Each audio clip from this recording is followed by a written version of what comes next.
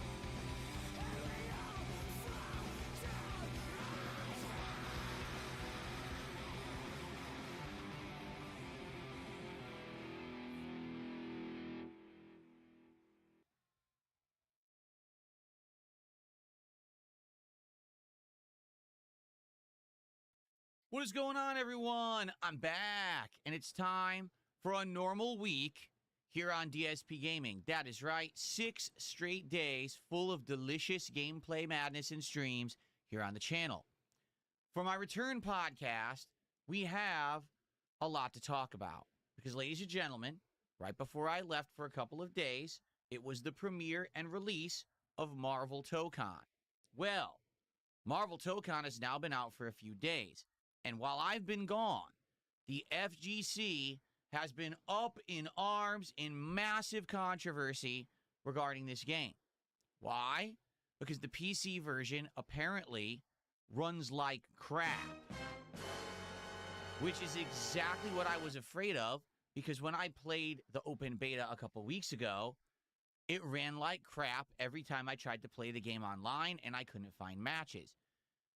So, in light of the controversy, the FGC is abandoning the PC version and moving over to PlayStation 5. But this opens up a big Pandora's box of problems.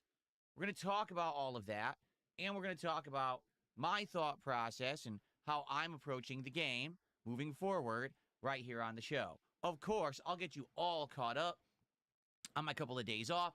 We'll talk about the fun week ahead where we're going to attempt to push forward and maybe even wrap up a couple of the ongoing playthroughs, the chill vibes, and more. It's going to be a good one. So everyone, I hope you've had a great couple days away. It's time to get caught up. Sit back and relax. It's time for a week beginning episode of the Level 1 Podcast.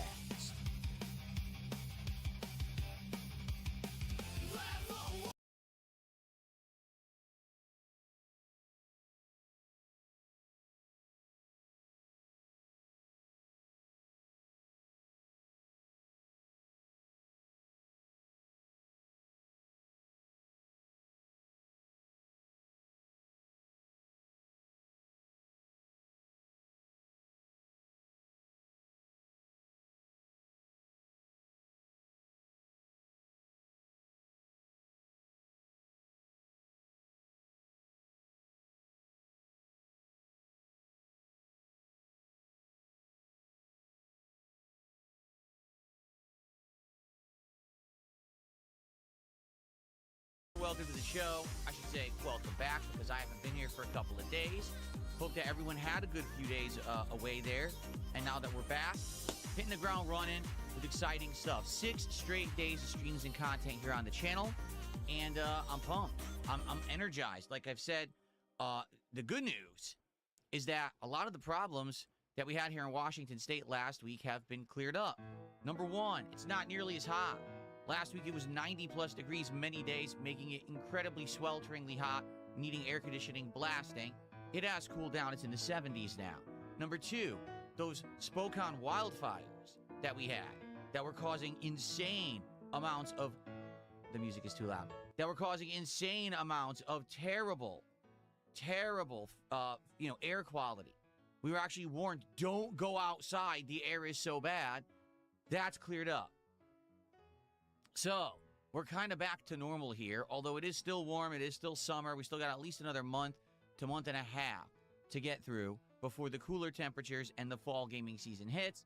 We're moving full speed ahead with fun, positive content. I'm excited for this week. We're going to be continuing on with all the fun playthroughs we've been doing. For example, Assassin's Creed Black Flag Resync is today, tonight, Pokemon Brilliant Diamond, tomorrow, more Dark Souls 2 as we head into the end game.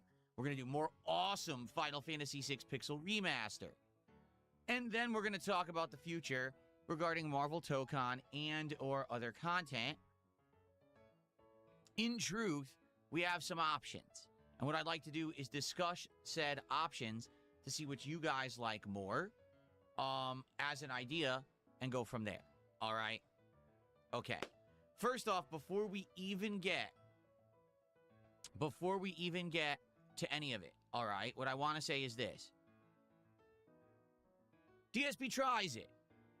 Maybe on hold for this week because I haven't really found any good ideas of anything to do. And no one, quite frankly, has come to me with any good ideas either. Like, no one has said, hey, here's a great new item to try or anything like that. It doesn't seem like fast food is doing very well. And as you know, DSP Tries It for me is mostly covering fast food items and reviewing them. Although every once in a while, I'll go to a different kind of restaurant in my area I've covered most of the restaurants in my area that I could really order from effectively. As I've explained to you guys in the last several years, sadly, this Seattle area has become incredibly limited with its dining options. Most restaurants that weren't Asian-centric closed, and what we're seeing is an influx of exactly the same kind of restaurant. More Korean, more Vietnamese, more Japanese fusion. It's all the same. If every single restaurant is the same kind, what's the point of doing reviews when it's all the same food? Hence the problem. There's really nothing going on right now for me to review. Now, if anyone comes up with an idea in the next 24 hours and it sounds good, let me know. Hit me up in the chat. Say, hey, did you know that so-and-so is doing this new item and you might want to check? I'm open to suggestion. But I've been looking at it myself and have not really sufficiently found anything to do this week. Therefore, unless that changes, we're probably not going to be doing anything for DSP Tries It this week. Maybe by next week we'll find something. But the truth is, it's not a big deal. Why not? Because DSP Tries It isn't any kind of a reward or anything anymore, right? This is just me doing it for fun. And I do like doing it because it is interesting variety for the channel. But to be frank, there's not a reason to do it. I'm not going to do it. And right now, I just don't see a reason to do it. I think maybe give it a skip until there is something more interesting that's worth doing instead of just dropping the money on us expensive fast food every week and it's not very good. Okay, so I'm totally open to suggestion. If you guys want to give me a suggestion today, tag me in either chat. Okay, if you know of anything new, any chains or anything around me, I'm all ears. But I think that we're going to forego DSP Tries It this week unless I get a really good suggestion on this show, basically. Okay? Okay. Now, let's get right into it. Let's talk about Marvel Tokon and the sad fact that this game did not live up to expectations at launch. The FGC is now completely changing its attitude towards one version of the game and what this means for the future of my content here with the game, okay? So first off, for those who don't know, let's just get right into, a full explanation. Marvel Tokon is the brand new fighting game from ArcSys. This is the same company that makes games like Guilty Gear, Blaze Blue, and Dragon Ball FighterZ, okay? It has all of the Marvel properties. The Avengers, the X-Men, Spider-Man, etc. And it is a original concept universe, meaning it's set in like this almost pseudo-Japan style anime-esque version of the Marvel universe with its own lore and interesting stuff. So it's cool because it's got references to the MCU, it's got references to the cartoons, but it's also its own thing. I'll just say this from initially playing the beta and one day of the full release, the production values are off the charts for a fighting game. Probably one of the best looking, most original concept worlds, one of the best stories I've ever seen in a fighting game. Most fighting games don't bother with good stories, or like as of late, the companies that used to do good fighting game stories like NetherRealm have actually fallen off. Well, this seems to me to be one of the best fighting game stories ever. A mysterious challenger, gladiator-style champion guy comes from space and challenges the planet to fight him in teams of 4 versus 1. And if you win, well, you get a reward. If you lose, well, I'm going to crush your planet and make them slaves. Okay? And there's multi-tiered storylines where different groups are trying to get their ragtag bands together to form a team to take on this champion and save the world. Some are doing it for good purposes, some are doing it for completely selfish, evil purposes, and some were somewhere in between, even being forced to do it against their will. So there's 5 story campaigns. Each varies in length. Like the Dr. Doom villain campaign is about an hour, 15 minutes. But the Ghost Rider Samurai Outriders campaign, that one was about 2 hours, okay? Now, pretty cool in that regard. Like I said, I actually feel 100% like in this situation that they did a great job and they're actually best in class when it comes to, we put a lot of effort into the visual design, the character design, the storylines, and the offline content. ArcSys hit it out of the park, 100%, okay? The problem is, well, for me, there's 2 problems. The first problem is the fighting game engine itself is not a traditional fighting game engine at all. They based it on team-based combat with a lot of tagging and assists, and a lot of flashy combos and a lot of high hit scenarios. It's not a straightforward 1v1 fighting game in any means, and that's my staple stuff that I grew up playing. Even though, yeah, did I play the Versus series? Of course I did. It was humongous in arcades. It was one of my favorite series of all time. But this game pushes it to the extreme in the realm of easy mode gameplay. Auto combos that literally a baby could execute by just mashing a button like this. Whether you're playing offline or online, anyone can do a ginormous multi-hit combo ending in a huge super that does wild damage. So why did they do that? Well, it's pretty obvious. This is what fighting games are doing. They're pushing in the direction of the ultra-casual. They don't care about competitive gameplay anymore. All they want to do is cater to an audience that will sink money into their game for maximum sales, regardless of the fact that the game plays competitively well. They just want it to look flashy so people will spend money. That's not good. That's taking away the competitive nature of a game for the sake of sales. But every franchise has already undergone this. All those sports games that you love pretty much are watered down now. What about Call of Duty? Holy moly, is Call of Duty changed and watered down now from what it used to be? It seems like every single game and or genre of game that seems to be competitive eventually sells out and becomes this more easy mode mainstream stuff. And the problem with that is that if you want to play it at any kind of an entertaining level, you either have to give in to the bullshit and mash buttons, or you have to basically play a ton. Because you can overcome the easy mode nonsense if you play a ton to learn the ways around abusive stuff. Because, especially with modern fighting games, most of the meta, most of the high-end abusable stuff is learned within the first couple of days and shared on the internet. The first person who I played online in Marvel Tokon, the very first experience match I had on Thursday, was someone who had Blade, the Vampire Hunter. He hit me with an aerial jab, okay? Just a random jab in the air. He landed and then proceeded to do a 50% damage, 100+ hit combo, which was unavoidable because he hit me with an aerial jab. This was launch day, the day when it's the first time anyone should be playing the game, and the guy already knew a way to hit you with an air jab into a 50% loss of health. That is horrible.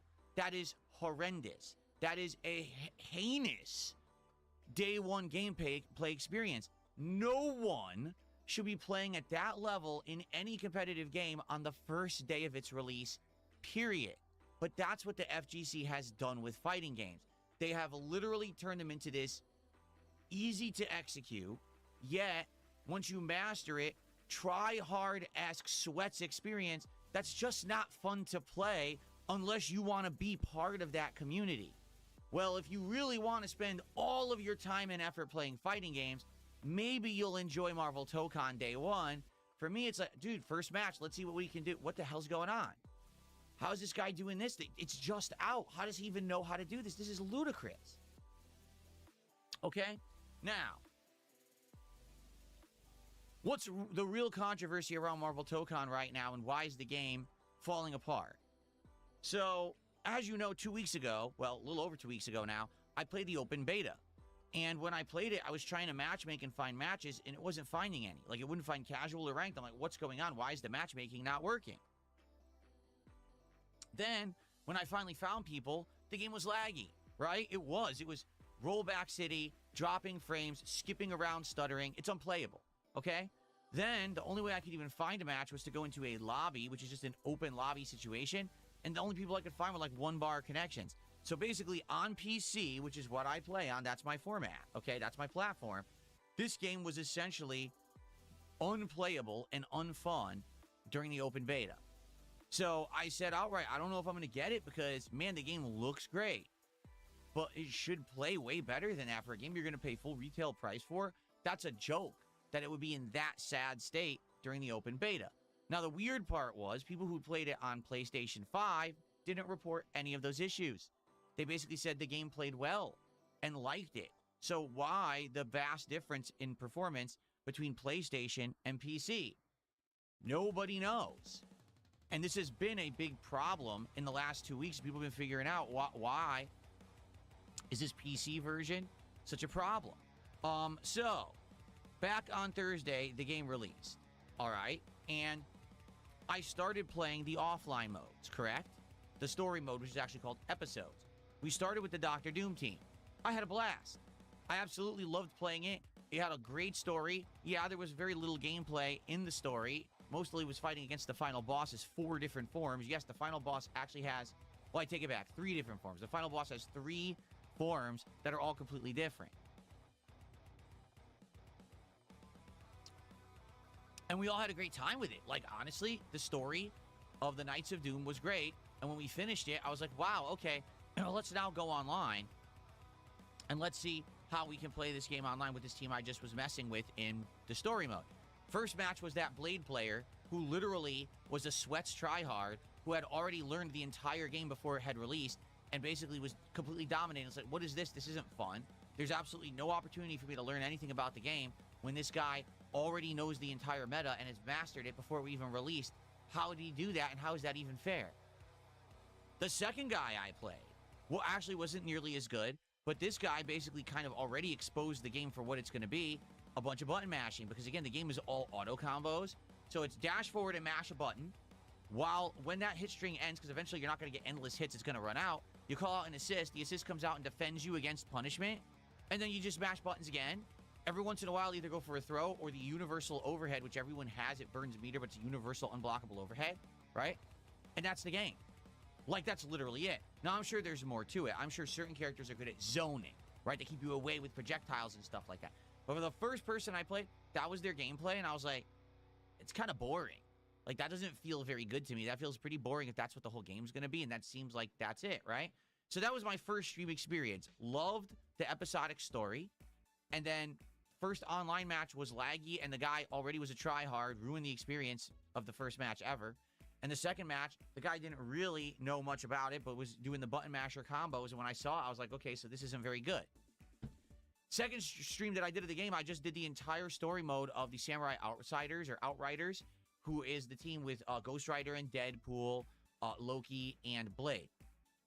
And their story was way more interesting than the Doom story, and it had character development, and it was well written. It felt like you were reading a really awesome comic book arc.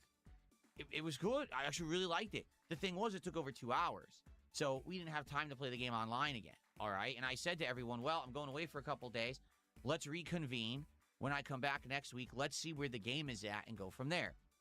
So here's where the game is at, because I don't think you guys are going to be very happy about this. All right. First off, I just want to let you know, I got a whole bunch of information about the game. Okay. And a couple people were writing me about the game to keep me informed about it while I was off, about what was going on at the FGC. So just listen to this. I'm going to read this word for word. This is an actual message that a fan sent me. It says, let's start with some bad news, Phil. I've been seeing a lot of opinion surface about Tokon since its release, and I'm going to sum up the sentiment I've seen in a number of places that make sense to me. The sentiment is that Tokon is a great game for only 2 kinds of people. Number 1, ultra casuals. Tokon's great for people who just want to enjoy a game with great aesthetics. They play by mashing buttons, and cool stuff will happen on the screen. Which is exactly what I said. That's number 1. Number 2, dedicated tryhards. Tokon has a ton of mechanical depth that shines by far the brightest when the player puts in a tremendous number of hours into this game. A bunch of pros are saying the game has the potential to last and evolve for a long time, especially if Arc Systems works further to refine the core mechanics, as they typically do with their games. The problem is, a lot of its mechanics are very complicated. They are not intuitive. A lot of characters have a gazillion options for offense and strategy. While the skill ceiling is very high, the floor is also high. The skill floor for just playing the game and seeing cool things happen is low because it's just button mashing, but actually competing requires you to have a significant amount of time and effort investment. So as you may have figured out by this point, the reason that this is bad news is because you, Phil, fall neither into any of those 2 categories. I have to admit, it doesn't bode well for your coverage of the game, but maybe there will be some enjoyment you can get out of it. So, yeah, let's be honest here, okay? Let's be very honest here. I don't fall into the ultra casuals because I'm not an ultra casual. I try to play games at the very least at a level where I'm learning what the game is. I'm trying to learn more complicated strategies. I'm actually doing the combos manually. I'm not just mashing a button to get an auto combo. I'm inputting the combos like you're supposed to get optimal damage and things like that. I've played fighting games since I was a kid, so obviously I want to play it at a better level than just button mashing, right? Here's the truth. I could sit here and button mash and win online in this game, 100%. I know I could, because it's so easy to play. But I would get absolutely zero enjoyment out of doing that. Zero. I would be bored to tears saying, okay, mashing buttons just to get hits in and just to get combos in and never actually, putting in the real inputs, the real motions, just doing all the easy motion. I would absolutely hate it. On the flip side, it seems to me, as this person has stated, that yes, in this regard, if you really want to play this game at any kind of a good level, you're going to have to invest an incredible amount of time and effort, which I don't have. I'm a variety streamer, right? I'm a variety guy. I'm going to be juggling this with many other games. I am not part of the FGC. I'm not known as part of the FGC or someone who covers fighting games extensively. Normally, I just cover them casually. There are some exceptions. For example, when Street Fighter 6 came out, I played an incredible amount of Street Fighter 6. I got pretty good at it. I got tons of characters to master. But that was the difference. Is Street Fighter 6 is a head-to-head traditional fighting game. That's my forte. This style of team-based button-mashing, giant combo, one hit leads to 50% damage kind of game is not my forte. The most I ever played a game like that was Marvel vs. Capcom 2, and that was in the early 2000s. I didn't really play Marvel 3. I hated it. I didn't really play Dragon Ball Fighters. So the ones that would have led to me being good at or liking this game, I didn't play. Okay? So you might say, well, that's not good. Well, let's continue, because there's more that's happened during my days off. Are you ready for this? So, just going to continue. These are messages that I actually got. I just tuned into Maximilian's stream of the game out of curiosity. I saw that he's really struggling with the PC version. He was doing online play and the game was running pretty badly. Slowdown, stuttering, big rollback during most matches. Just not good. And he was commenting on it, baffled that there seems to be literally no way to actually reliably avoid these performance issues when you play this game online. From what I've been able to glean about this, the problem isn't netcode. The PS5 version doesn't seem to have any of these issues. The problem is with the game's performance, which is somehow exacerbated by the online play. If either player during a match has performance issues when you're playing online, the lag happens on both sides. The devs are still saying they're working on improvements, and there's no ETA yet on being able to fix this. Okay? Now, continuing on, this same person sent me a follow-up message and said, so the game is currently being review bombed on Steam due to the big performance issues that it's having. Meanwhile, Maximilian is doing a new stream, and it's titled Tokon PS5 version is great, WTF. So you might say, in light of all of that, what just happened? Okay, well, here's what's happened. In the last 48 plus hours, the FGC has collectively decided they don't want to play Marvel Tokon on PC anymore. That the game runs like shit when you play it online. And here's the problem. If you're doing crossplay and you're on PlayStation 5 and you play someone on PC, everyone gets lag. Everyone stutters, everyone rolls back, and everyone has a bad time. So what's actually happened is the FGC has collectively agreed we're all going to buy this game again on PS5, and we're all going to play it with crossplay disabled, so the lag won't be present for those playing it on PS5. Also, for the record, the FGC tried to not charge back, but refund the game on Steam, and the vast majority of players have been denied, because if you play a fighting game, you likely are going to play it more than 2 hours. So everyone who played this game on launch day played it more than 2 hours, and all of their refunds are denied. No one has been able to get a refund who played it past 2 hours, without exception. Like, no one's getting their money back, because they're like, no, the rule is 2 hours, and you all played the hell out of it on launch day, so even if it doesn't perform well, too bad, you played it too long, so no one can get a refund.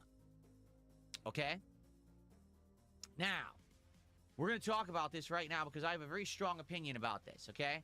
First off, thank you to SMG who did 400 kicks. So let's get that on the leaderboard. It was 100 kicks separately there.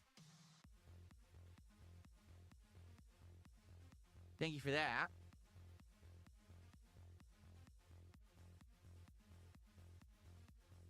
And then I got a $1.50 tip from someone saying, you should play a few fights just button mashing mindlessly and win. No, I don't want to. Here's the point. I don't want to do that. Could I just literally told you I could do it and win. I know I could. The game is brainless. You can literally go online, just wait, mash attacks, call out an assist, wait, mash attacks, call out an assist, wait, mash attacks, call out assist. That's the game. I would have zero fun doing that. I would rather not play it ever again than do that, because I'm an actual fighting game player. I'm not a brainless twit. I'm not a mouth drooler. I play games to enjoy them and to be entertaining. No, neither of those things would happen if I played the game like that. I hope you understand. It would be a complete waste of everybody's time. Okay? Thank you for the tip, and thank you to Quasi Regarded also for 100 kicks. Okay. And now SMG did another 100, so thank you for that. Okay. So, hold on. Excuse me. Belch came out of nowhere. I wanted them to mute it. So, with everything that we just said, okay, I want you to think about this very logically and from a standpoint in regards to everything that's been going on recently in video games in general, okay? Excuse me. It was just about a month ago, a little over a month ago now, that Sony publicly announced their desire and or intention to completely phase out physical games media starting in 2028. They outright said we will no longer create physical copies of games at all starting in 2028. The future is digital. Grand Theft Auto 6 announced we will not make any physical copies whatsoever of GTA 6. It will be a digital-only game. And what happened when those announcements came out? Everyone was up in arms. Everyone collectively on the internet got their pitchforks and torches out and said, no, we want physical. The future is physical. You don't own anything if you can't own it physically. You know what I'm saying? Everyone went nuts. Everyone was anti-Sony. Everyone said, we're boycotting Sony because of this. This is absolutely atrocious. We're not going to play anything on PlayStation. We're not going to buy PlayStation games. We're not going to, right? Across the board, it was a huge agreement that this was bad. Everyone dislikes this change and this idea that Sony has. Everyone is anti-Sony. So here we are. It is now early August, a month later. Marvel Tokon comes out. The entire FGC buys the game on PC. By the way, the game is published by Sony. These same people who had their pitchforks and torches and were all upset, they all ran out and bought Marvel Tokon in droves because it's Marvel, baby. It's the new Marvel game. But they ran out and bought it on PC. Guess what? The game sucks on PC. It plays like shit. It won't run well online. There's rollback, there's stutter, there's problems. So what did they do? They said, oh, let's buy it again on PlayStation 5. And let's set it now crossplay off so anyone who has it on PC can't even find anyone to play because we want our Marvel and we don't care about any repercussions or our behavior. We just want Marvel, okay? So I want you to think about this logically. We just said to Sony, we don't want a digital future. And then a month later, you bought Marvel Tokon twice because it didn't work. What? How fucking stupid are you? Really? The game doesn't work on PC. No one can figure out why. So you went and you bought it again? And this is the company you strongly criticized, citing they're ruining gaming's future because they want to go all digital. You said you were going to boycott them. And now you bought their exclusively published game twice because you need to play Marvel because you're a hype beast in the FGC.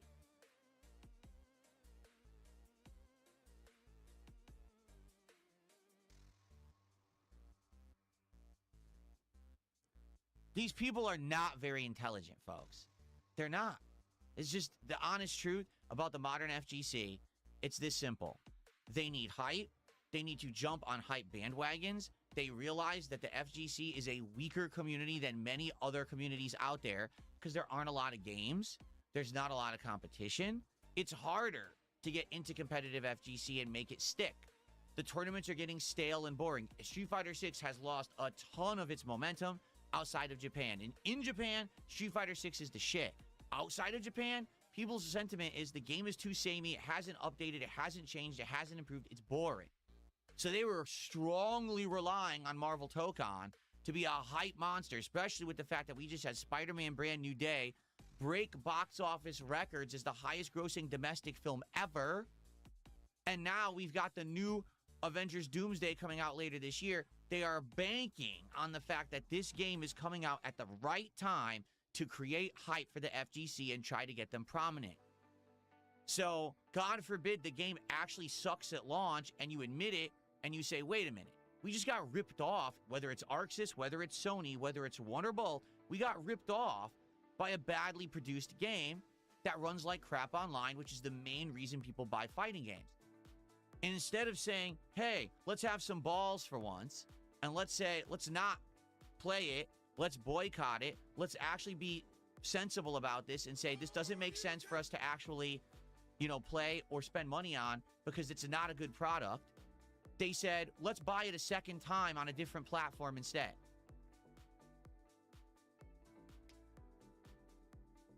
And they're pushing for it too. Like, there's creators who are saying, oh, this is better on PS5. Go buy it on PS5. Why would you do that? Why would you tell your customer or your viewer base who relies on you for input and advice to buy the game twice when they can't refund their first purchase? People are trying to get refunds on Steam and being denied because Steam is saying, no, you played it longer than 2 hours. So the game doesn't work on Steam, all right? Yet, you're telling them to buy it a second time without getting their money back. Does that sound like responsibility? Does that sound like something that a good influencer or creator should do? Or do you think you should actually care about your audience and be like, don't buy it again. They ripped you off the first time. Put your foot down and say, no, Sony, I don't want an all-digital future. I don't want you milking us and ruining stuff for us and taking our money and robbing us with subpar products. You don't deserve it. If anything, the FGC should be saying, we should boycott Marvel Tokon because this game ripped us off on PC and Sony is not a company. Instead, they're literally telling everyone, buy the game a second time on PlayStation 5 if you want to play it, and everyone should do this because Marvel Tokon is hype, because Marvel Tokon's the future. So the reason that they're doing this is very simple. They're desperate. The FGC knows that they need hype games to keep their community pertinent. If they don't have a new hype game every year, then people stop talking about the FGC. And it lowers in its importance, and it lowers in people caring about watching EVO and other tournaments, and people just don't give a shit. There's entire people who their livelihood is dependent on fighting games being prominent and talked about and streamed and played. So if Marvel Tokon doesn't succeed and ends up being a flop, they're out of money. That bag that they thought they were going to make is now gone. Oh, darn. So what they're going to do is very simple. They're going to lie. They're going to hype. And they're going to shill, which is exactly what they're doing right now. I'm glad that they were honest and saying that the game sucks on PC. That's a good thing that they did. But anyone who bought this game on PC and then recommends you go buy it on a separate platform, even though you can't get your money back for the first version, that's irresponsible. That's not caring whatsoever about your viewing audience and not doing the right thing. The right thing to do would be like, nah, you got ripped off. Don't spend money on that crap. Play something else. But the FGC can't afford to do that. This has been like this forever. This Street Fighter V, when that game came out, that was a horrendous piece of shit at launch. But they all kept playing it and kept spending money on it because they were desperate. They needed a game to talk about and play because if they didn't, they have nothing to put out, no content.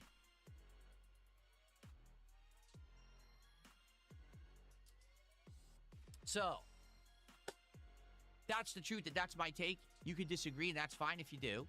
All right, but here's my take on it. Just like everyone else who bought this on PC, we all got ripped off.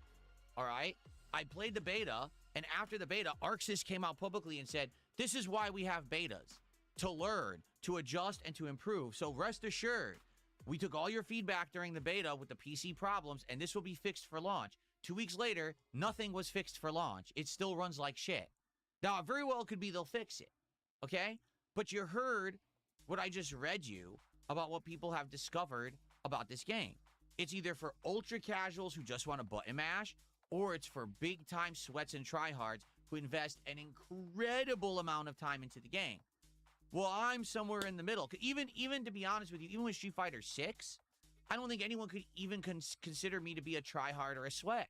I was more of a hardcore casual. Does that make sense? Like, I would play a lot of it, but then I would still play other games. It wasn't that fighting games were my main focus, and I only played it, and I went to tournaments, and I did all that. I did none of that. I only played the game solely online. I only learned to a certain level. I got certain characters to master, and then I was like, all right, that's enough. And I moved on and did other stuff. To be considered a tryhard or a sweat, like, this is your thing. This is your major focus as a creator or a player, and that's all you do. And I'm never going to do that with fighting games. I just want to make this abundantly clear. Moving forward, I'm not saying that I won't cover fighting games. I'm not saying that I won't enjoy fighting games, and I'm not saying that I'm never going to play a lot of a fighting game, but I can tell you right now, I have found my way of success being a variety creator. Doing fighting games here, a shooter here, an RPG here, Pokemon one day, Assassin's Creed the next, Dark Souls the next. That's how I'm successful, because I jump around and I do variety and I don't get stagnant. If I only played fighting games, things would get stagnant as shit and would actually dry up and be boring around here, and I would lose a ton of my audience. And I know that. That's why I'm a variety creator. And that's why I continuously take your feedback and take your suggestions. I tried to integrate and improve and do new things in my content that I didn't used to do. Great. This entire thing was your idea. Integrating collectible cards and everything into my content was your idea. That was your feedback that allowed me to do that and do something different and do something interesting. Okay, so I'm happy for that I'm doing new things. What if I just sat around playing fighting games all day? Maybe for a very small percentage of you, that would be fine. But for most of you, you'd be like, that's boring. You're doing way too much of it. And I know that because even when I was just playing as much of Street Fighter 6 as I was, a lot of people were complaining that they were bored. Okay?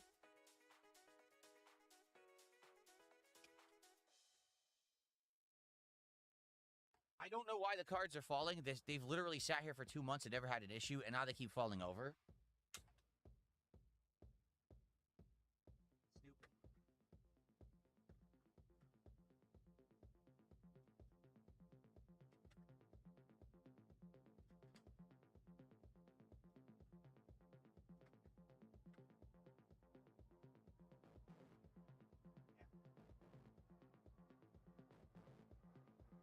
We're going to talk a little bit about that as well, card fluctuating prices, because a lot of these card values have changed, and I actually rearranged the wall this morning based on the card prices fluctuating, which is pretty crazy that they happen the way they do. Some went up, some went down. We'll talk about that. But anyway, in regards to this, right, I'm trying to do variety, and it works. If I just sit here and just play fighting games, I know for a fact it won't work. I'm not known as a fighting game guy. I don't think I ever will be. The fighting game community hates me because at a time when they were struggling and they were really trying to make it, I was popular. I was huge for being myself and not just being a try-hard, sweat grinder trying to win tournaments and shit. And I was doing much better than they were back in the day. So they hate my guts and haven't changed, even though I really don't give a shit about them. They still, dunk on me and say dumb shit about me all the time for no reason. So I don't care about them, and I have no desire to be part of the FGC. I never want to be, okay? So in regards to Marvel Tokon, all right, it's this simple. I bought the game. I made the choice. I even said, hey, even if this game still sucks online like it did in the beta, at least it looks like there's going to be some good offline content. I was right, okay? The game has 5 story episodes. So far, we've played 2. There's still 3 remaining. There's the Avengers, the X-Men, and the Spider-Man team, right? I'm sure that those are going to have some great stories and some good content, right? There's other offline content as well. I actually don't know what it is because I haven't played it yet and I haven't explored it. It may be worth doing. It may not be. I'm not sure. But at the very least, I think that the story modes are actually done exceptionally well and I want to play them, okay? So I will. In fact, I already have another Marvel Tokon stream scheduled for Tuesday on the day stream, and I want to at least play through one, if not two of the stories during that stream. But the thing is, I need you guys to actually show up for it. And here's why I say that. On Thursday, the release day of this game, I played the Doom campaign, and then we played a little bit of online for about 45 minutes, and then I played through the Samurai Outriders campaign. During the Samurai Outriders campaign, all I got was toxic shit from the chat. People were being insanely unfair, very negative, very toxic constantly. And all they were doing was yelling at me to play online, to which I explained, I'm not going to do that because I don't know how to play the game. In order to play online, you need to play with the characters, learn their offline stuff, then you go online. You don't just go right into online play having no concept of how to play the game. It would be a waste of your time. But the audience doesn't listen. They sit there and they spam toxic stuff the entire time. So while I'm trying to have fun with the story with the Samurai Outriders team, I'd say 80% of chat was acting like little brats and being very, very negative and toxic towards me and the stream, claiming that they hated it and they just wanted me to go online. I'm not going to do that. Particularly now, we know the online play doesn't even work on PC. It lags to shit. You can't find matches. It teleports all over. It rolls back. It's a waste of your time. All right, the FGC has now abandoned this actual game online on PC. They're outright said, we're not going to play it anymore. We're all going to go buy it on PlayStation 5, and we're going to turn crossplay off so PC players can't find matches. Okay? So being very, very honest with all of you, I'm not going to warrant a single person yelling at me saying they're demanding that I play this game online. I can't. I don't even have the right version to play online. If I had it on PS5, then at least it would have been a fun experience without a lot of lag and rollback and dropped frames and issues. Everyone collectively agrees the PC version sucks. Even the biggest creators are dropping PC and buying it on PS5 and only playing it on PS5. Okay? So, what I plan to do with this game moving forward this week is playing through some of the episodes and stories. I hope that those of you who like my content and are positive people will come by and hang out and engage and support with said content. Okay? It's going to be chill fun. We're going to be playing through interesting story together, seeing how the game, comes together when it comes to that and the different, storylines and outcomes and scenarios of the teams. I think that's valid content. They put a lot of effort into the world design, the production value, and the story of this game. I want to experience that. I bought the game. I have a right to experience it, right? So I hope you'll be here for that. But outside of that, I mean, based on all the feedback that we're getting right now, okay, it sure sounds to me like this is a complete and utter waste of time trying to play it online, and I'm just not going to bother. Now you might say, oh, well then, you're going to buy it again on PS5?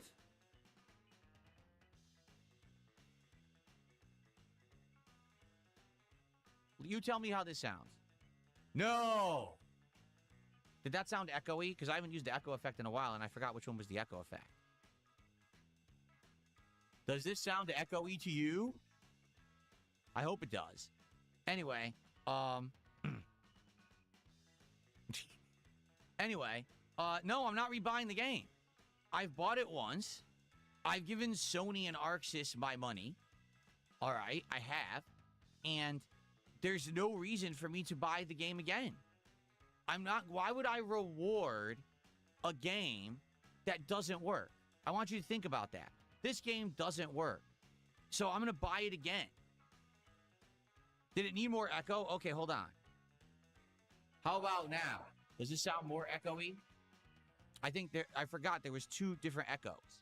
And I forgot which echo that was. I think the second echo is stronger. And you start using these effects again. Okay.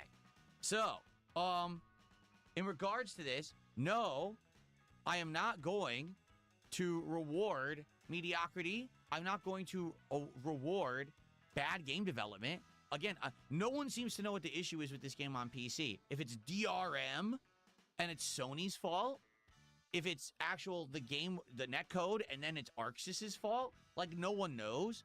But at this point, the FGC gave up. Like, they all bought it on PC and for 2 days tried to get it to work. They can't, and they all dropped it and said, we're getting it again on PS5, and that's what they're doing. I'm not doing that. I'm not rewarding Arxis and Sony with a second purchase because the game runs poorly. I want you to think how crazy, number one, that even is. Oh, the game's bad, buy it again. But on top of that, this is the same company that you all just said you're boycotting. because they're going all digital and they're ruining the future of games. And 1 month later, you're already buying their first Sony-produced game fucking twice because it doesn't even work on the first platform you bought it for. Why are you so stupid? So, I am not doing that, okay? What I will do is this simple. We'll play the stories. We'll see how it goes. I really do hope that you guys will show up for the story mode. Like I said, the next time I'm playing Tokon will be actually on Tuesday. All right, we're going to play this through the story mode. I don't know. You guys will probably vote. You'll determine who the next team is that I play in the story mode or whatever, and we'll go from there. And we'll play it offline for a bit. And if they ever do fix the online play, I would consider trying to learn the game and play it online. But I'm not going to waste time on it now when we outright know it doesn't work and the FGC abandoned it. It's going to be even worse than that beta where I couldn't find anyone. We're going to find no one. Or if we find someone, it's going to be the worst possible connection. It will not be worth playing. So it sucks. It really does. Because this is a game that should have been a massive hit, and they botched it horribly. This is probably one of the worst case scenarios. And again, if it weren't for the FGC being so desperate for attention and trying to stay pertinent, they probably would have just dropped it. But they need this game. So they have to go buy it again and basically pad the wallets and pockets of a company that ripped them off. That's messed up, in my opinion. Very stupid. I'm not willing to do that. Okay, it's not a matter of I can't afford the game. Of course I can. I'm not wasting money. I'm not buying it a second time. They don't deserve it. Okay? So, sorry to those who this disappoints because you wanted to see me play online and rage and suck and get beaten in the game. I don't care. You're not pertinent to me. I want to repeat what I just said. You're not pertinent to me. You're not important. I don't care about you. You're the people that don't support my content anyway, so I don't give a fuck about your opinions. I don't care that you were so angry that on launch day I barely played the game online. I don't care that now you're angry that I'm not going to play it online again. I didn't create the situation, but you'll blame me anyway. So why do I give a shit about your invalid opinion? You're insignificant. You're worthless. No one cares. If you're going to sit here and complain constantly that I'm playing the game offline, move on. If I see you complain, you're banned. If you come back, you're banned again. And on top of that, I'm going to publicly ridicule you in my content and streams to show what a loser you are. You sat here on Thursday and you ruined my night stream being toxic dirtbags. I'm going to publicly humiliate you every time you open your mouth on my streams. Okay? There you have it.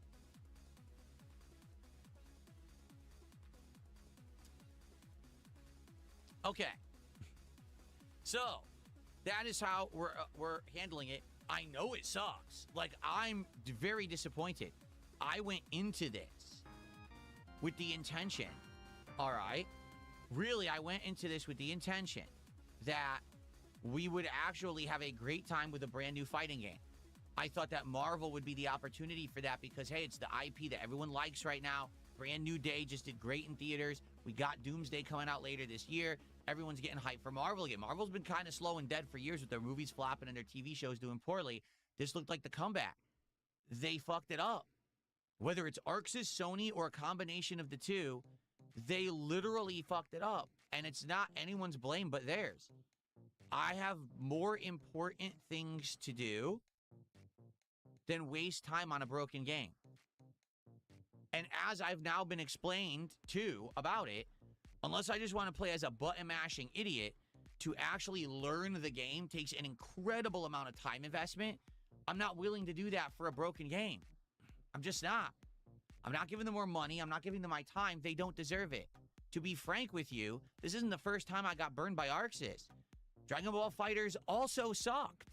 I don't know if you guys remember, Dragon Ball FighterZ was atrociously bad online when it released. It took them 3 to 4 months of updates and patches to actually make the game more viable to play online. I had already dropped it by then. I played it for like a month and a half. I said, I've had enough. It's too laggy. It's too shitty. I'm not wasting time. And I moved on and did other content and never went back to it ever. In all the years people played it, I never played it again. My time's too valuable as I get older. My time's too valuable to waste on garbage products that they're not finishing before they release. In this case, they didn't finish the game before they released it. They claimed they learned from the beta. They literally learned nothing. Released it, busted, didn't care, pocketed everyone's money. So I don't care about the game. What I do like is the story, because you can tell they put effort into the story. That's what I'm going to focus on, okay? I'm not going to waste time on a busted game, okay? So we will play more of it. And for those of you who are chill and like the content and are here for fun, we will have fun with Marvel Tokon. We will. Just come back later this week on Tuesday. If that stream on Tuesday does well, then we'll do more until we finish all the story-based content, okay? So it's that simple. I'm not going to waste time on something that doesn't deserve it, okay? And here's the other thing, because this is the other side of the coin here. It was just announced last week. Super Mario Sunshine is coming out on Switch 2 this week. Out of nowhere. Like, it had never been announced. I think it comes out on the 13th. Let's see.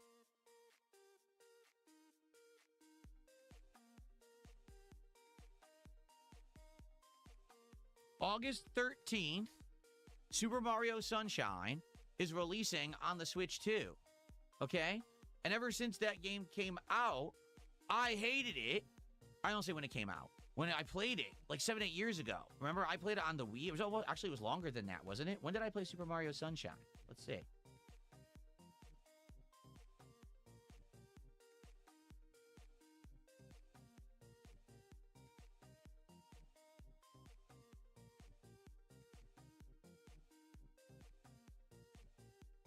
January 2018. So almost 9 years ago is when I played Super Mario Sunshine. I played it on the Wii. It was the original GameCube disc, but because I played it with an adapter, basically it ran horribly. I don't know if you guys remember. It had like fuzzy graphics and there was input delay. And on top of that, I really kind of just, to be honest, didn't really have a good time with it. I actually feel it was like the weakest Mario game. But ever since I played it, people were like, will you play it again? Like, play it again? Why would you want me to play it again? Oh, because you didn't like it as much, but now maybe it's been 8-9 years. Maybe you'll think different. At this point, though, the thing is, since I'll be playing it, if I'm playing it on Switch 2, there shouldn't be input delay and the graphics should be better, right? So maybe it would be a better experience the second time around. I don't know. But that's an option. Like, that's an option to do later this week, since now it looks like Marvel Tokon, once we play through the story, we're done with it. Maybe we play Mario Sunshine, okay? So that's what I would say is let's continue to play the games we're playing. Let's play Marvel Tokon's episode story mode, see how it does. If it does well, great, let's play them all. And if not, if it doesn't work, then maybe we could throw Mario Sunshine into the mix as some variety for the summer. Let's see, okay? Because the truth is there's nothing really new coming out till the end of the month when we have the new Metal Gear collection. I know people want to see me play Metal Gear Solid 4 again. That I would definitely consider doing, okay?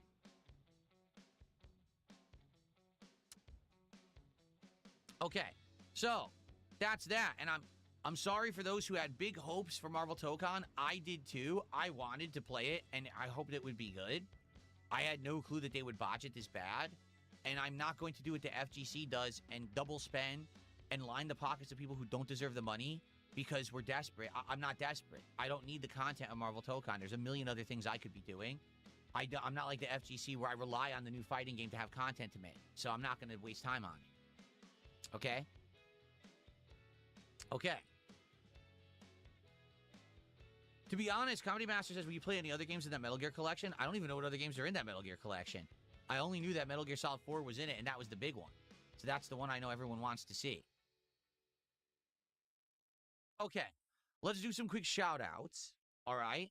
Then I want to give you guys an update on card stuff, and then we could just hang out for the rest of the show, okay? So, Martin Shortbus did a $6.97 Canadian Super Chat, which is funny because I was going to say, oh, isn't that less than what he was doing last week? No, the Canadian dollar is more valuable now compared to the American dollar, so it's still a $5 Super Chat. So thank you to Martin Shortbus for our first Super Chat of the week.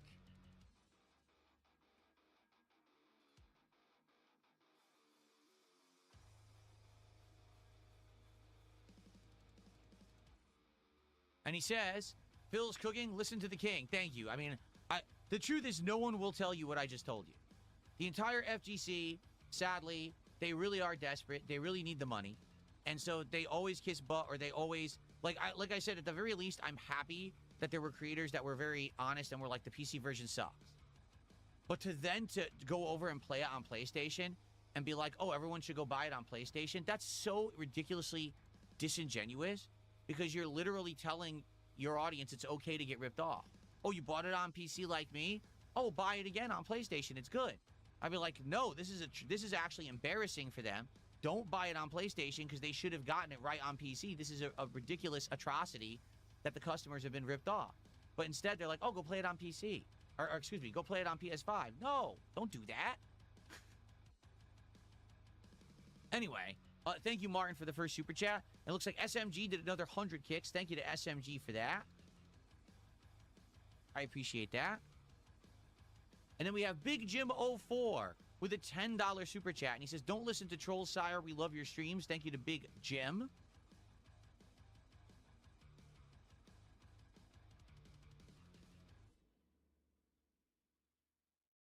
I appreciate that. That is now the biggest contribution of the day. And Hellman did 500 kicks on Kick. Says, if you want to play Tokon on PS5, we'll gift it to you. If you don't, we'll support you anyway. It's your show. You make the rules. Disregard detractors. Exactly. I know what the detractors want. I'm not making content for detractors. All right? They were so upset with me that I did not play the game online any further on Thursday. They were so upset because they didn't have anything to content farm. They really wanted to, oh, look, here's Phil losing endlessly in this new fighting game. So, yeah, I mean, thank you, Hellman. I appreciate that. Now, here's the truth. Again, it's not the money. It doesn't matter. It's irregardless of who buys it. If I buy it again on PS5, I'm rewarding someone who made a bad game. If you buy it for me on PS5, then you're rewarding someone who made a bad game. The issue is rewarding someone who made a bad game. Does that make sense? Does that make sense? You don't want to reward errors, because as we've seen in the industry, if you continuously reward mediocrity, if you reward failure, the failure continues, right? Everyone complained for 13 years that Rockstar wouldn't make GTA 6. Everyone wanted it. Where is it? Yet they kept spending money on GTA Online. That's why you didn't have GTA 6. Like, literally, it was a direct result of your actions is the reason why the thing you were complaining about was continuing. Everyone keeps complaining.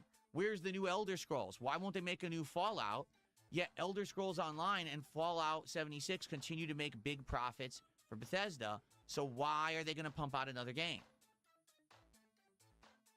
So if you reward the error, if you reward mediocrity, you'll get nothing but more mediocrity or failure. In this case, I consider a fighting game with broken, unfunctional online play at launch, that's utter failure. That's not even mediocrity, because that shouldn't be common, yet it has been.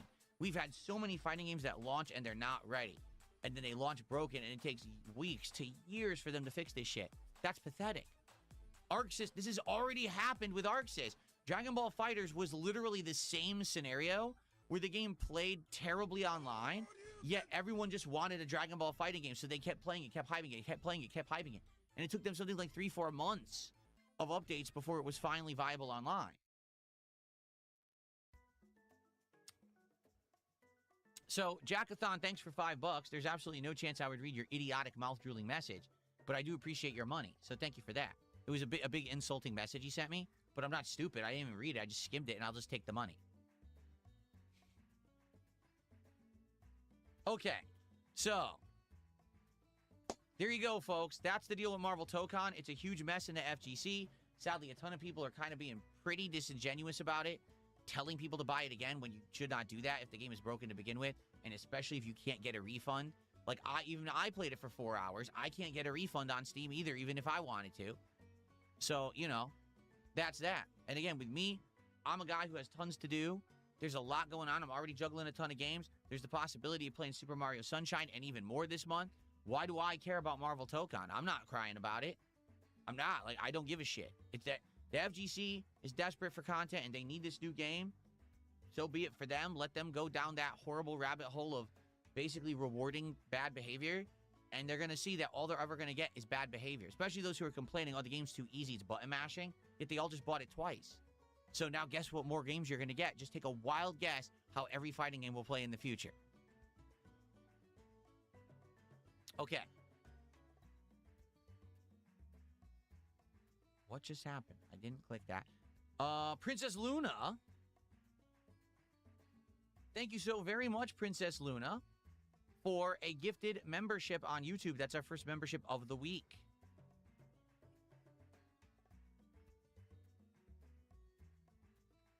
Thank you, thank you. Okay, so now that that's finally out of the way, all right, let's move on to the next topic. Let's talk about the status of cards and everything, because I already did some updates here, and I want to tell you about how things are going with everything. So last week, for those who don't know, the TCG stuff went crazy. It was only a 5-day week here on DSP Gaming. I opened 4 boxes of cards last week. 4 boxes, okay? We finished Pokemon Pitch Black. We did the entirety of the Pal World box. We did the entirety of the Lorcana Reign of Jafar box. And we did the entirety of the One Piece Adventure on Kami's Island box. That was ridiculous, the amount of support and the crazy amount of cards that I opened in 1 week. I never expected ever that I would ever be doing that much, okay? But obviously, you guys are liking the content. You guys are enjoying. You know what I'm saying? You guys are enjoying the content, or else you wouldn't be supporting it and asking for more. All right? So where did we end last week? We ended last week doing this. We cracked open a box of Yu-Gi-Oh! Chaos Origins, which did arrive on Thursday. We got into 4 packs, okay? So to be honest, I like the look of the cards, but I just don't understand them. I don't know the difference between a trap card, a character card, a spell card. I don't know how the game is played. I've never seen the show, so I recognize absolutely nothing on the cards. I do think that the quality of the cards is nice, and from what I'm being told, there are 2 rares, like full art cards in each box, so I'm guaranteed to get some hits in the box. I just don't know how many or the quality that they will be. What's funny is the people who are criticizing Yu-Gi-Oh cards don't seem to have any, like, knowledge of them. Like, people, oh, Yu-Gi-Oh cards have no value because they get reprinted endlessly. Yeah, but this is a first edition box, and each card has a foil stamp on it to prove it's first edition. So it doesn't matter if they get reprinted a million times, the value is in the first edition print. That's like saying because a comic book got a bunch of reprints, the first edition isn't worth anything. Completely false. The first edition is always worth something. It's the reprints that are worth nothing. So I don't even understand what people are saying when they say this nonsense. So, anyway, yeah, I'm excited to do more of these, okay? But at the same time, we also have this. I returned to Pokemon Surging Sparks, because this was a set that we did very, very early on, okay? And, oops. Very, very early on, when we were unpacking cards back in May and early June, okay? This was the set that we were doing. This is where we got our mega rare or hyper rare golden Pikachu up there. That was worth almost $100. And it's a really good set. I like it. It's the Alolan version, so basically the Hawaiian versions of Pokemon that are kind of special. The cards look great. It's a good set of cards. So, we have Surging Sparks, and we have Yu-Gi-Oh! Chaos Origins cards that we'll be opening as we hit support milestones this week. Now, let's figure out, okay? Let's figure out what it is that you guys want. Okay, you ready? We're going to do a poll.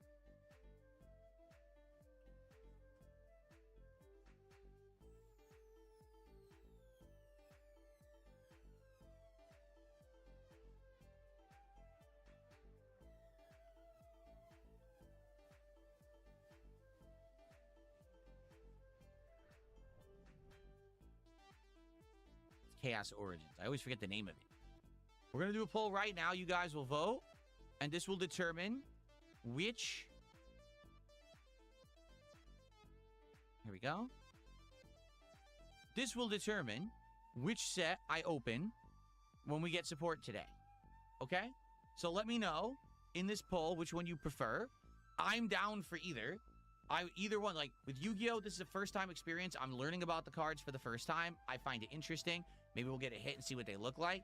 With Surging Sparks, we already are very familiar with Pokemon cards. I like the Pokemon cards. We know that there's good ones. There's a $300 Pikachu, $100, like, $80 Latias, $100, like, $20 or $30 Melodic, and more in this set that we don't have yet. Even though we did get the hyper rare Pikachu, that's not the most valuable card in the set. There's many more good cards in this set, okay? So, I'd be happy unpacking either, all right? Let's see what you guys vote for, and we'll go from there, all right? Cool. Also, keep in mind, we're still doing Prismatic Evolutions as our bonus packs for big contributions of $100 or more, or if we hit a milestone of $250 cumulative dollars any stream. I have 2 more here and then a whole other 6-pack, so we're good for now for the week. We should have enough of the premium packs to open and continue on, okay? So how does it work? Quick reminder, we do milestones. When we hit a $100 support milestone, that's a pack that I'll open on stream for DSP pack rips. 150, another pack. 200, another pack, and every 50 after.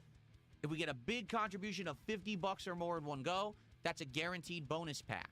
If we get a contribution of $100, that's a guaranteed regular pack, and then I open a pack of Prismatic Evolutions as well. Okay? So, let's get some support today for the content. Let's get some support rolling. Let's get some packs set for opening. As you know, I open at least 2 packs at a time during DSP pack rips. So if we can get to 2 milestones today, or we get a $50 contribution and we hit a milestone, I'll be doing DSP pack rips at the end of this stream, and we'll be seeing our first cards. It looks like right now, Yu-Gi-Oh! Is in the lead again. I guess you guys are interested to see the Yu-Gi-Oh! Cards. Again, I don't know much about them. I'm excited to see more of them. I'd be down for that.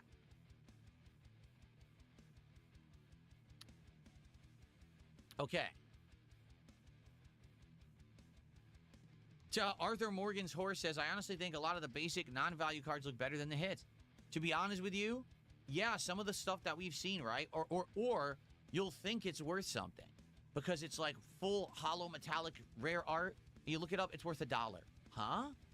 Why does this card look so good if it's worth $1? Right? I just don't understand that they make such cards look so good and then they're worth $1. That actually drives me, well, it doesn't drive me nuts, but it makes me confused. Why bother making the card look that good if it's not going to have value? Like, some of the One Piece cards look sick and like 75 cents. Huh? I'm not saying the good One Piece cards don't look good. Like that Brook that we got looks sick. Really, really good card. But then why does the other ones look so good too? I don't get that. Anyway, the other thing I wanted to say was, oh, by the way, thank you to the Nixter97 who gifted a membership. Thank you to Nixter for the membership. We're now at $39 of support. Thank you guys for the early support. Can we get our first sub of the new week on Kick? Can we get a tip bigger than $1.50? Can we get some momentum going towards getting some packs open? That would be awesome. Thank you.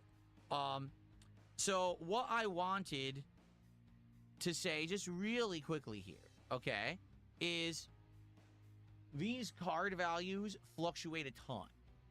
And what I mean by that is they go up and down and up and down. And it's very, very confusing. It's hard to tell what's going to hold value and what's going to lose value. All right, so I'm going to give you some examples here. This was my most valuable card for a very long time. When I first got this, Mega Greninja EX, it was from the Chaos Rising box back in May, late May, okay? It was worth $380 back then, okay?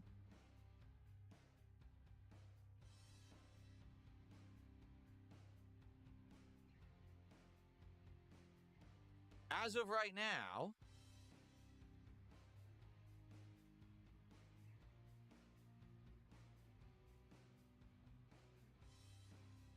they won't even give me a value. It's glitched.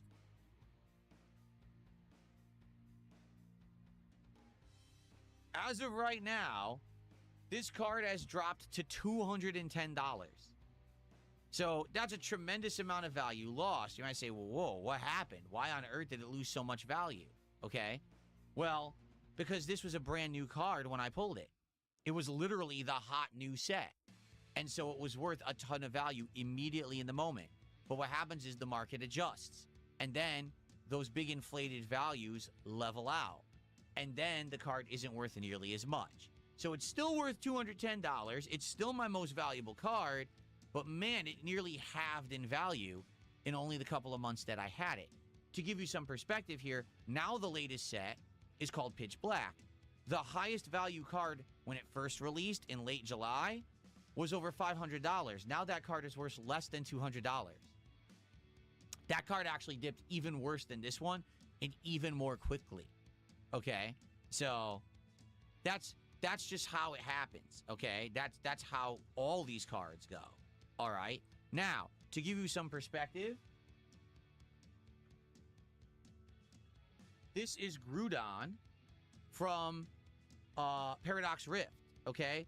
This card, when I pulled it, which was 2 months ago, month ago, I can't remember. It's like a month and a half ago, was worth around $118. Now this one is worth $128. And it's actually going up in value. Why? Because it's an older set. The older sets traditionally do go up in value, while the fresher cards, the more recent cards, traditionally will go down right away, but then may regain some value over time. Okay? Here's another example of that. This Boa Hancock One Piece card, I pulled not even 2 weeks ago, right? When I pulled it, it was worth like $56. As of today, it's worth only $48. It actually lost a bunch of value. Why? Because this is the more recent One Piece set. So again, the value was inflated, and now the values are kind of settling in. So now the value is dropping on this particular card. Okay?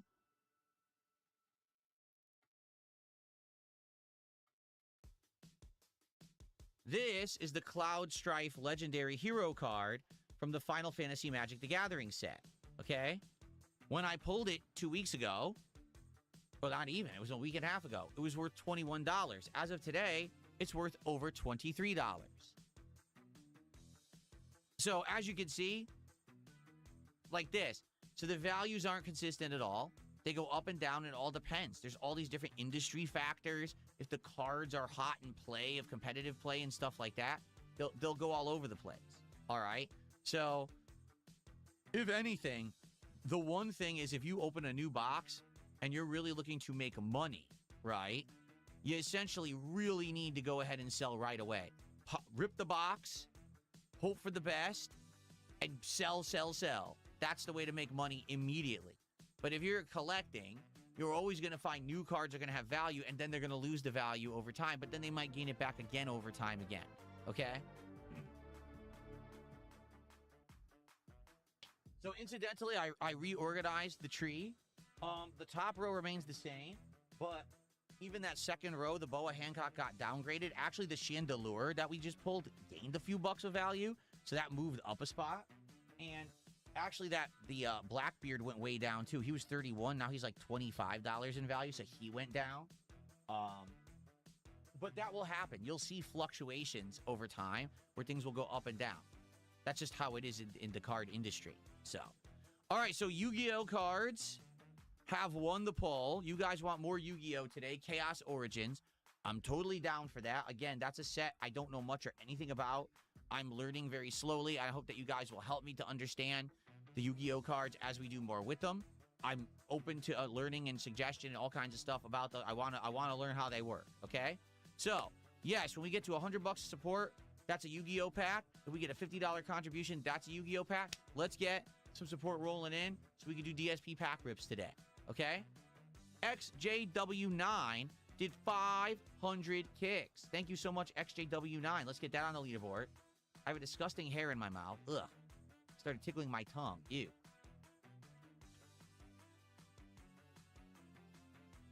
Okay, and give me 1 second here. Because sadly, the trolls are back. So I'm going to once again put up my pinned note, everybody. I was hoping maybe fresh new week, the trolls wouldn't be here. Oh, no. They still have no life. They're going to be here.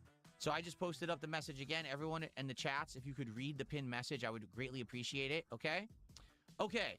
So XJW says, with Yu-Gi-Oh, trap cards are defensive spells. Regular spells are more like modifiers or bonuses. The monsters are your team of fighters. Oh, okay. Are they all monsters, or are there other, like, human-like characters, too? I'm just curious. I don't know anything about it. And then there were other things, too. Well, I'm interested, when we open new cards, I'm interested to see what's what, and so I can continue to learn, because it is confusing. And then thank you to Spoderman with a $2 super chat. He says, are you selling the cards or holding on to them? I've only been collecting for just under 3 months. If you take a look, we're actually about the 2.5-month mark right now. We started in late May. So now we're about 2.5 months. No, I'm not selling anything right now. Okay? Long term, as the collection grows, as these things continue, right? There's a chance that maybe I would sell stuff. Right now, absolutely not. Right now, we're just getting started. We're trying different kinds of cards. We're enjoying stuff. You know what I'm saying? We're having a good time with it. That's what it's all about. I'm learning about the different card sets, the different IPs, how they work, the values, the grades, the look, all of it. It's fun. The collection aspect is a lot of fun. XJW says it's a mix of mobsters and wizards and stuff. Huh. So it is a mix. There's monsters, wizards, all kinds of stuff. Interesting.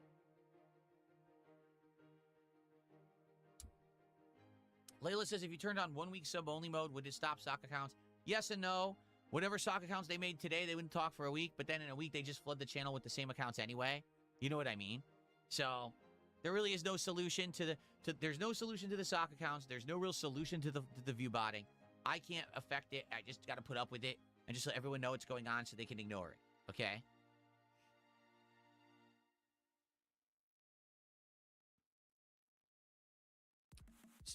How much did I invest in the most valuable card? Well, it was just in the box, right? So Chaos Rising, when Chaos Rising first came out, the boxes were like $280, give or take. And so I got that card, plus there was, of course, the entire normal set, plus the other hits that we got.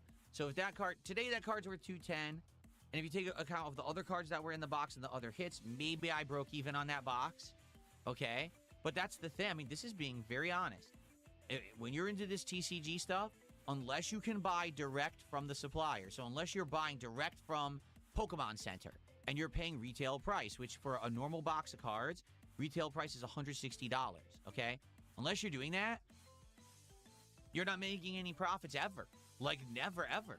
You know, even the one I bought. So I bought Pitch Black from Pokemon Center. And in that Pitch Black box, I got Chandelure. And Chandelure is worth just under $60 right now. Nothing even else on my tree is there. So probably the other hits I got were under 10. I probably got like 4 or 5 hits. So let's argue between the Chandelure and the other hits, I made $70. Do you really think there was $90 worth of cards in the other packs? No.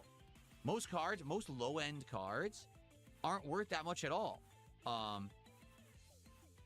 For those who don't know, like a standard Pokemon card can range anywhere between 4 cents up to maybe 50 cents tops. Like, very rarely would you see a standard Pokemon card be worth more than, like, 40 cents, ever. So, even if you get a whole box and you get the whole set, you get 2-3 copies of the whole set, you probably still didn't break even on a box, you know? That's just how it is. What you're hoping is that you're getting a hit, that hit has value, and that value will increase over time as the gameplay, you know, evolves of the cards. Plus, as you build more sets and things, those have value. Like, selling a whole normal set, you could sell and have value, as opposed to just trying to sell singles. So, yeah, it's tough. You know, as an investment, no, I don't really think that TCG stuff is a smart investment right now. It's like long-term investment. You know, right now, the new cards will never really strike it big and make big money. It's only if you're, literally, if you're a reseller. Like, that's it. Like, that's, if you're a reseller, you're making money doing it. Outside of that, if you're a collector, you're probably not making money. Now, there is a whole other side of this that we haven't even talked about. That's the grading side. Okay? Grading certain cards exponentially increases their value. I'm trying to think. I think that Groudon is one of the cards that I've been recommended by the app to grade. I'll give you an example if it's in there. Let me see. Let me see if they're listing it. Yes. Okay, so here's an example, okay? So taking a look at the Groudon card, which is worth $120 120. Right now, it's 126 today. Again, it goes all over the place. So it's worth 126 raw, meaning no grade. You know, it's just a standard card. If I were to send this card in for grading purposes, and it got graded a PSA 10, meaning the highest grade of quality, there's no damage to the card, there's no physical problems, it's centered well, and if they gave it a PSA 10, the card would be worth $718. So it would go from 126 to 718, simply because I sent it in to get graded. Well, how much does it cost to get graded? It depends on the speed. If you pay for expedited, it's probably around $100. If you go slow boat, it's probably like $25 to $50. So you pay $100, but then your card increases in value by around $600. So the grading system could actually potentially make stuff blow up in value. Okay, just being honest here. I'm trying to see other recommended cards that they're recommending I send in for grading. See. Apparently, if I send this guy in for grading, it won't even triple his value. Like, it would probably still be around $600. So they're all various different levels. Yeah. I would have to see which ones I would want to send in for grading if I did. I'd have to determine, you know, what would make sense. And the other problem is, it takes forever. Like, right now, even if you send it in with the most expedited grading process, it still takes months. So you lose your cards for months. You got to hope that they get taken care of, that they don't get damaged or lost in transit. You know what I mean? There's a lot of factors involved. So, Sporterman did another $5 super chat. He says, why are store clerks cutting the plastic to stop reselling as if they have control of the product after it's purchased? I don't understand the legality. Well, quite frankly, I just don't think that the industry was designed for resellers. I think that when the company is making these cards, right, they're intending for either collectors or people actually playing the game. That's who the cards are for. Like a hobbyist like me, who's just collecting for their personal collection, having fun opening the cards and enjoying with an audience, that's one audience. And the other audience are the people who actually play the game.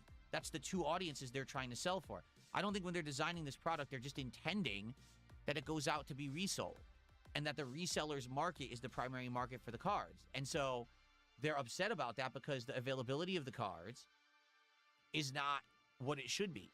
Right now, why do you think Pokemon vending machines exist? Because the intention was anyone who just wanted to go get Pokemon cards should be able to go buy them from a vending machine and play with them immediately. And the sad fact is that's not available. Vending machines are empty nationwide. I have 3 different Pokemon vending machines in my area.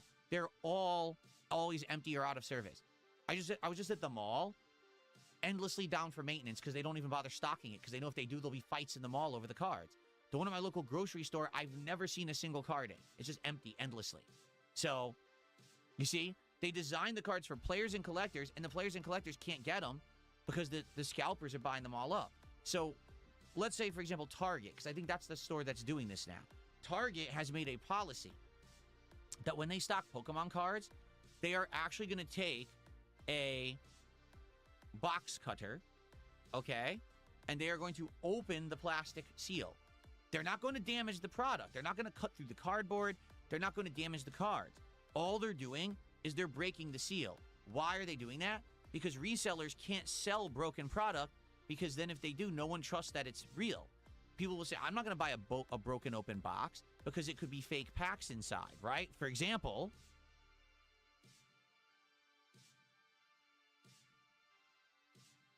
as you can see, I bought this completely sealed all around, still has the Pokeball symbols on it. It's legit. It's real. If this said, oh, we're selling it only without the plastic wrap, I would never buy it. Well, I would never buy a box without the plastic because that means they could have swapped the packs out and put in packs that they know have no value because they already pulled packs that had the good cards in it and just built a box of dupes. You see? Because in reality, any actual real box of Pokemon cards is guaranteed a certain amount of hits. I think the least you can get is 4, but you're always supposed to get at least 4, and some of those being good hits. But you could get scammed, where someone takes the hits out, puts in all dupes, and now you get all low-end cards and no hits, so your value's been stolen from you in the box. Do you see? So, what Target is doing is saying, we want to make these cards only for legit collectors and kids who are going to play the card game. That's it. So by slashing the label, a reseller can't buy that box and resell it because no one will buy it if it's open because it could be a scam. So they're screwing over the resellers, and only legit people would buy. Like right now, if I went to my local Target and they had a shipment of cards coming off and they're like, they slashed it, I would still buy it. I know it's real. It's right there in front of me. Of course it's real. It's not a scam. You know, Target's not scamming the customer. And by the way, for the record, Target has the right to do that because they own the product. If they bought it legally and it's their inventory, they could do it. They could throw it out if they want. That's their prerogative. They own it. They could slash it. They could do whatever. They could write all over it. You know, that's up to them. So there you go. Okay.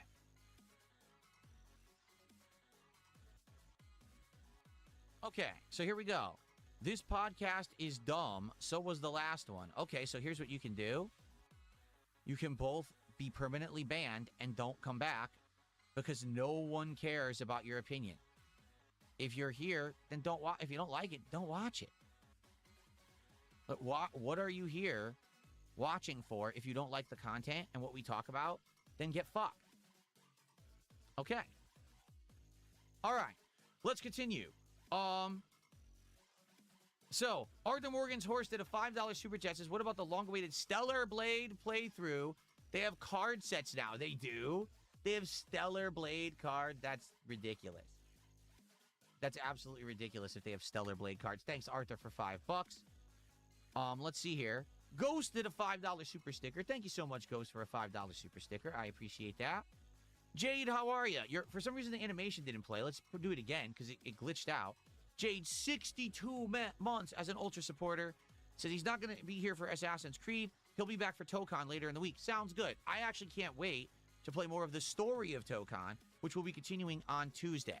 So I hope you'll come back, everyone, on Tuesday's day stream if you want to see some of the story of Tokon, okay? All right, someone tipped me $5 and they want to remain anonymous. But they're also having me look into them being banned. I have no idea who they are or why they would be banned. They are banned. I unbanned them. So if you just tip me $5, I unbanned you. But don't worry, I didn't say anything about who you are, so you're good. Let's do a $5 animation. This is an anonymous animation. Thank you for the $5. That's our biggest tip of the day now. Okay.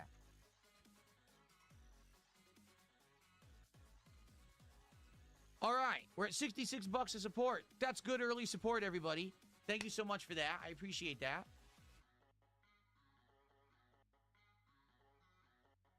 Would I ever play Huni Pop, a card collecting game with RPG elements? I've heard of it, but I don't know anything about it. The name is very familiar, but I've never looked into it.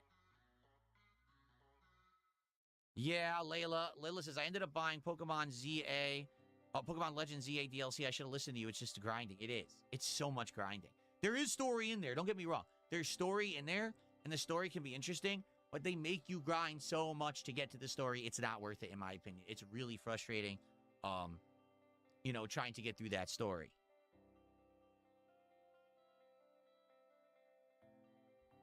All right. So, Jade says, can we do the X-Men team? Sure, why not? Why don't we use the X-Men on Tuesday? That sounds like a plan. That sounds interesting, because I haven't used Storm at all. Okay. So here's the deal, everybody. Let's summarize everything we talked about in the first 90 minutes of the Level 1 podcast. I'm back. It's a 6-day streaming week for me. I'm very excited for the 6-day streaming week. It's going to be a good variety of continuing on with all the playthroughs we're doing, the story of Marvel Tokon, and possibly maybe later in the week, maybe even some Super Mario Sunshine if people desire it. We'll see how that goes. No online Marvel Tokon because it doesn't work on PC. And I'm not rebuying the game a second time because they don't deserve to be paid twice. You can't refund the game on PC, which is lame. So we're just going to play through story and offline elements for now, okay? If they ever fix the online play of Marvel Tokon, I would consider trying it online, but there's no point in doing that when it's busted. And it is. It's busted. Reportedly, it's completely busted, and it's not working, okay? So, schedule-wise, it's Assassin's Creed and Pokemon Brilliant Diamond today. Tomorrow, it's Dark Souls 2 continuing, and then Final Fantasy 6. Wednesday, Marvel Tokon continues, and probably, honestly, more Pokemon then, because I'm thinking maybe we can finish Pokemon Brilliant Diamond this week. We'll see. Okay, and we'll play it by ear. As for DSP Tries It, sadly, probably not playing not doing DSP Tries It this week, simply because the fact is, there is no real stuff to try. There's nothing new. Fast food is in a bad way right now. These businesses are just not trying anything new. It's lame. You want to do something new, and then you find out it's just they reorganize the exact same ingredients a million times over and over. Very stupid. So, yeah, I'm not going to be doing DSP Tries It unless someone suggests something truly interesting that maybe I wasn't aware of. All right, but as of now, I looked into everything, and nothing looks very good. Everything looks pretty crappy in fast food right now, so I'm probably just skipping it this week, okay? Which is fine. It's not a reward. It's not based on milestones. It's just for fun.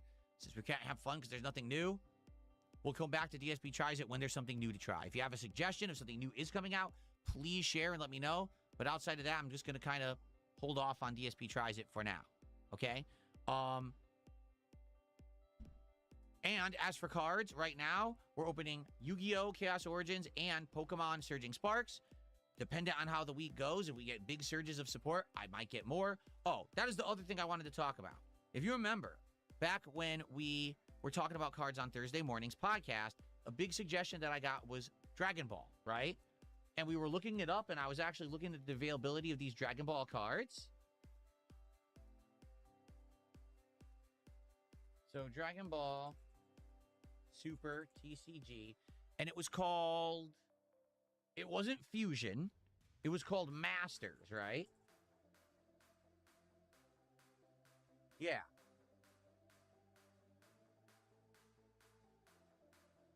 So, I have no idea about these cards. Zero. Okay? The Fusion are way more readily available than the Masters for some reason. I think it's because the Fusion sets are just more common and more prominent. But the Masters, I'm finding too, I was going to order it back on Thursday, and when I went to order it, it was sold out.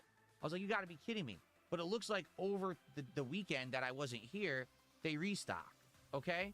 So I'm not going to go crazy and order it yet, but if we start going crazy, let's say, for example, we get tons of support, we start opening a bunch of cards again, that might be the next thing that I get, okay? We'll see, but that might be the very next thing that I get, would be, let's try some Dragon Ball cards, and if it is the Masters set that makes sense, then that's the one that I'll get. I don't know if you, again, that's what people recommended to me back on Thursday. So I don't know if you guys have other suggestions of other cards to try. I'm all ears. I'd be interested in trying other things as well. Whether it's, you know, something I've never tried, going back and doing something we've already done, or a different version. I would love to know. Okay. Okay. They are. Marky says, I'm pretty sure Fusion and Masters are two different TCGs. They are. I'm being told that Masters is the better one, that Fusion got out of control, got very confusing, and that now the Masters is the one that's more interesting, that people like more, versus Fusion.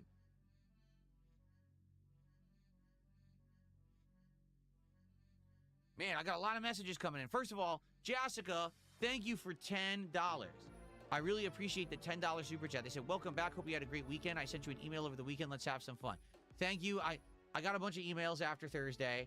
I did see yours. I just didn't respond, but I appreciate what you said and the sentiment, and I appreciate your support. Thank you for $10. It's good to see you. And Spoderman did a $2 super chat saying hello to Richard. Well, I don't know who Richard is.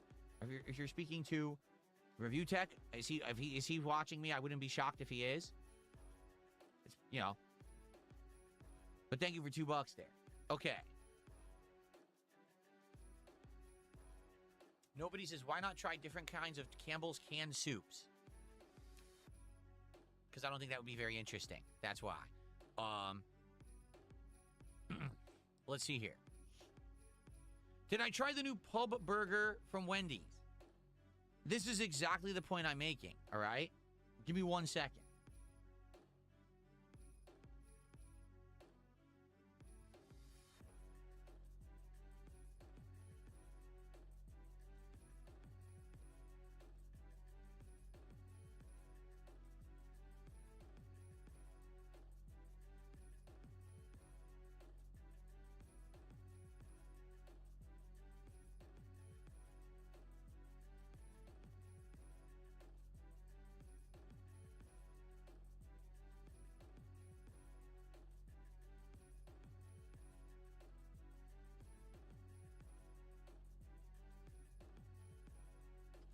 I'm going to find it because I know I've already done it. Watch this.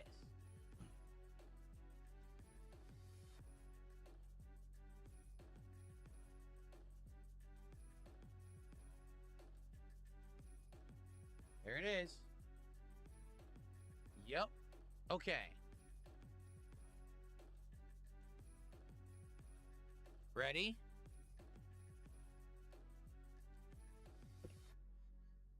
Wendy's currently has a new pub pretzel sandwich. Or do they? Because they don't. Wendy's already did that sandwich twice. First, 13 years ago. There it is. That's back in Connecticut, me reviewing it.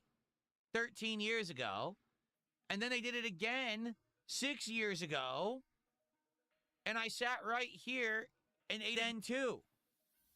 So I've already reviewed their pub sandwiches, their pub pretzel sandwiches, twice. They brought it back a third time, acting like it's a new item. It's not. These places keep doing this. Here it is. Look, they keep doing this over and over. They keep acting like these are new items when they've already had them. You see? Why on earth would I want to try the same thing I tried 13 years ago and 6 years ago a third time? You know what I'm saying? Like, it's lame and pathetic that they just keep releasing the same content over and over. And then they're like, oh, you know, here it is. It's new. No, it's not. I already did it. I distinctly remember. The bun is chewy. It's like a chewy consistency. And it's a little bit salty, but it's good. It has a special pub like sauce on it that tastes pretty cheesy. I think they put a slice of like Gouda or Gruyere or something on top, and that's pretty good. Like, no lie, the burger's pretty good. But I had it twice. Why would I do it again?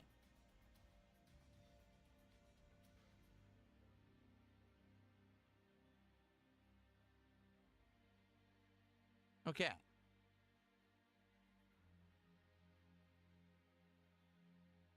Let's see here. Oh, thank you to... Who was that? There was a resub? Mandy Banana had resubbed for 2 months over on Kick. The funny part is I think it might have auto-resubbed at some point, but I never celebrated Mandy Banana resubbing, so I'm going to count that. Why wouldn't I? Maybe Mandy Banana auto-resubbed when I wasn't here.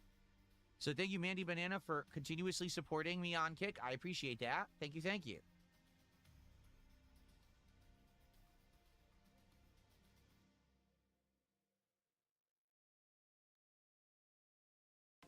Merc Sam, no, I'm not going to cook in my office on an electronic camping stove. That's insane.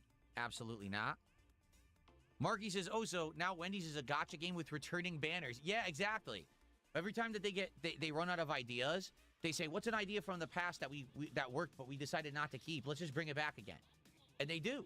So it was 13 years ago, then like 8 years ago, and now, no, or 6 years ago, and now again. They just, every 6-7 years, they bring back the pub bacon sandwiches. And they're exactly the same. They never change them. They're identical. Darkside Christmas says, what about McDonald's new Caesar sauce? I mean, you just said it. It's Caesar sauce. It's exactly the same products they normally have. They're just putting Caesar on it. Again, if they would do real new products, I would try them.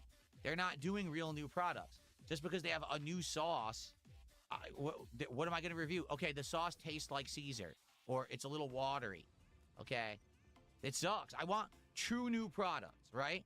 If McDonald's was doing an actual new product, like the deluxe chicken Caesar sandwich, and it had, I don't know, a special bun, romaine lettuce, actual pieces of Parmesan cheese, croutons on it, right? And then the Caesar sauce with the chicken, I'd be like, cool. But they're not. It's literally, oh, it's our regular chicken sandwich, but we're putting Caesar sauce on it instead. And I'm supposed to review that? Like, the only difference is the stupid sauce. This is the difference of how DSP tries it used to be versus now. There's just nothing to review anymore. Should I go to Little Caesars and review their Webberoni pizza, where they take regular pepperonis and they cut it into tiny, thin strips, and it's exactly the same pizza otherwise? It's the same fucking taste. Why would it be any different? It's the same pepperoni. You just cut it up. That's not a new offering. It's just lame that this is what they're doing. They don't have any ingenuity anymore. They don't actually try any new products. They just reformulate exactly the same thing. It's going to be the same product, you know? It sucks. It really does suck. That's a genuine series. DSP tries it. I loved doing when there was a lot of variety of stuff to try. It was like endless. I was like, wow, this could be an endless series. We could do it once a week in perpetuity, because how would it ever end when there's always something new? There's never anything new anymore. It's all the same shit. I can't believe that fast food completely degraded in the last 10 to 15 years, that there's nothing worth trying.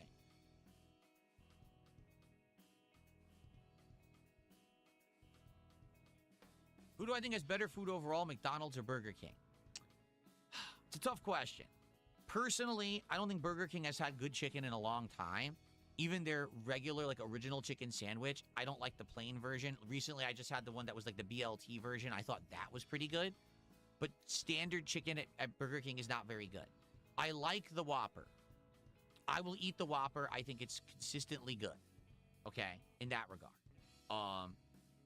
I also like onion rings. Even though they're not high quality, I like the flavor of the onion rings at Burger King. Okay? At McDonald's, there's actually a few burgers I like. I like the Quarter Pounder. And I do every once in a while enjoy a single cheeseburger as like a craveable thing. Okay? McDonald's sometimes has good chicken and sometimes does not. And the reason I say that, they change it all the time. Like, they don't consistently keep anything at all into their rotation for chicken. They're constantly, like 2-3 times a year, they'll have different chicken. So you never know if it's any good. And then if you like it, they get rid of it. So it's frustrating because you like their products and then they change them on you anyway. You're like, what the hell what did they do that for? So if I had to choose between the Quarter Pounder and the single cheeseburger at McDonald's versus the Whopper and the onion rings at Burger King, I would choose Burger King. So there's my answer. I would choose Burger King. Yep. What's up, Hummel the Pummel? How are you?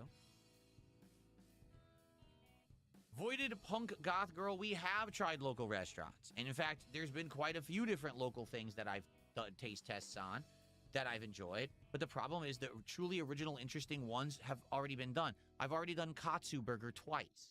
There's only so many times I could go there before I'm just redoing the same stuff. You know what I'm saying? I've done Shake and Go, which is a local burger place that's really good, but I've already done them. So it's like, what else am I going to do? I've already done a lot of the good local things. We've had teriyaki and bento boxes. We've had sushi. We've had the Hawaiian barbecue that I have nearby. All these are local things. We've kind of done everything. I've tried Indian fusion pizza. It was called Pizza with a Twist. It was weird and disgusting. I would not go back.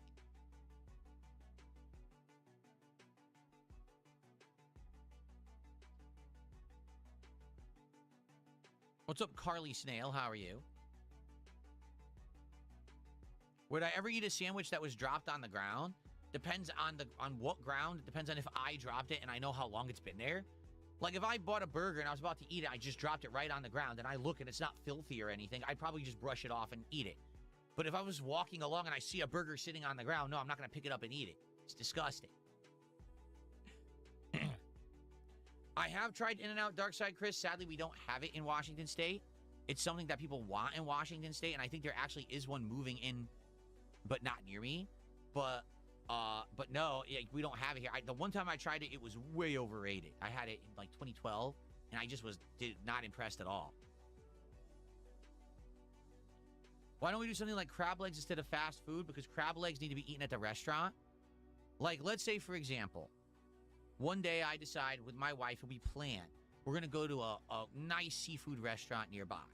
And I decide to do something crazy deluxe, some crab, lobster, something really expensive. And I tell them, I go and I say, hey, I'm a YouTuber and I actually want to do a video review of this meal. Is it cool if I do it? Because I would tell the staff and see, hey, is there maybe somewhere you could put me in a corner away from other people so I don't disturb them with my filming and with my commentary and what I'm about to do? And then I would actually do this in-person review with my camera, microphone, my selfie stick, you know, eating, reviewing the flavors and everything. And then I would come home and I would edit it. And it would be an edited review, okay? I'm not going to order super expensive crab legs to be delivered to my home, and they're going to be cold and rubbery, and then I try to eat crab legs here on my gaming and streaming setup, I don't think that would work very effectively, okay? There is a food that I haven't really, like, for example, I've never reviewed a ramen. Why? Ramen is meant to be eaten immediately when it is delivered to you, and it's meant to be eaten piping hot. It's supposed to be very hot. If you get it delivered, you're already doing it wrong, and you're reviewing it poorly because it's already lost the heat it's supposed to have, the temperature it's supposed to have, so you're not fairly reviewing it, right? So that's another one. Maybe a ramen restaurant. Go there and review it in person. But to do that, you have to plan, and you have to confirm it's okay. You can't just go into a restaurant and without permission film a review. That's actually very unprofessional because some restaurants maybe just don't want that. They don't want their customers being disturbed or whatever, right? And that's their prerogative. They own the business. They could tell you, no, we don't want you to do a review, and that's okay. You know, that's up to them.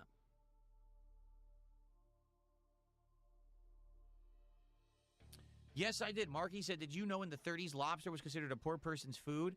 They made fun of you in school for having lobster in your lunch. Yes, it was lobster and crab were considered low-end food for people who didn't have a lot of money. It was actually like red meat that was considered the higher-end food at that time. But I think what happened is the tables turned. We overfished the waters so much that now getting the lobster and the crab and stuff is actually the rarer meat, and therefore it's way higher value, as opposed to us now having mass-produced farms where we can just get red meat and chicken, no problem.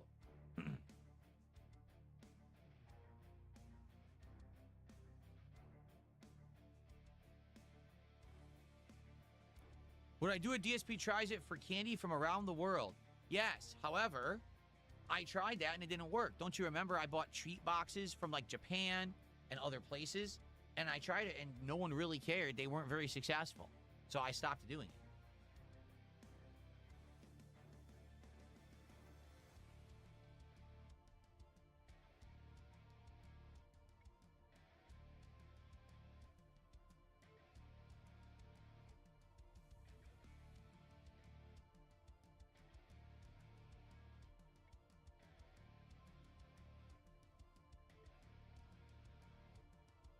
So yeah, if anyone has any kind of suggestions for DSP tries it, okay, I'm open. I would love to get more suggestions of something that I could possibly do. Sadly, you know, at least the fast food stuff around here seems to have dried up to the point where I think we will skip this week. Again, this whole episode, people have tried to suggest and nothing's really worked. It's like, darn, you know, and I appreciate people suggesting things. It's not that I don't want to do the show. It's that there's nothing to really do. You know, what can you do?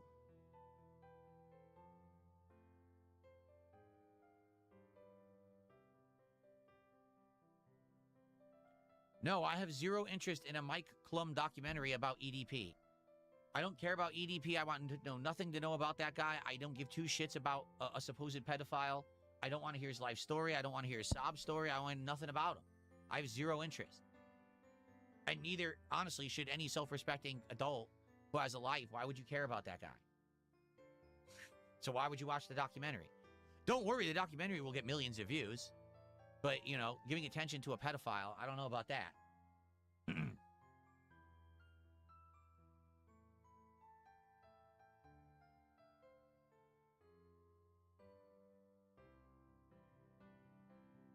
No, I did not say I wanted to react to it. That's a blatant lie. Yes, I have. Layla says, did you ever do a versus series like BK chicken sandwich versus Wendy's chicken sandwich? Yeah, do you remember when I was first trying smash burgers? I did a triple taste test. I did Shake Shack versus Jack in the Box versus Sonic. We had 3 different smash burgers that I all compared and tried at once. That was pretty fun. The problem with that is I'd be willing to do that as a special event if there's a reason or a reason to hype it up. Let's say all of a sudden there was a big fad and everyone was doing the same thing. What if 3 or 4 places did pub burgers all at the same time with the pretzel buns? Then I'd be like, okay, let's do it, right? But honestly, the problem is the cost, okay? To get something delivered, not only are you paying for the item, but there's the markup, then you're paying the driver's tip, and you're paying for the delivery fee from the app.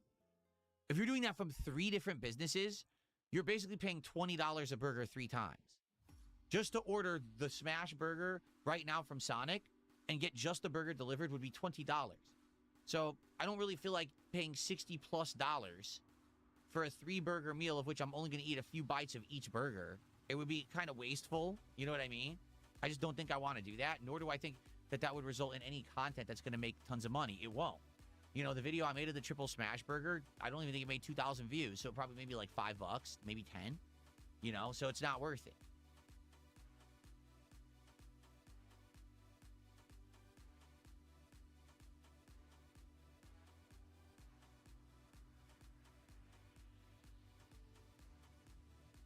Does Arby's have something new? I haven't looked at Arby's in a while.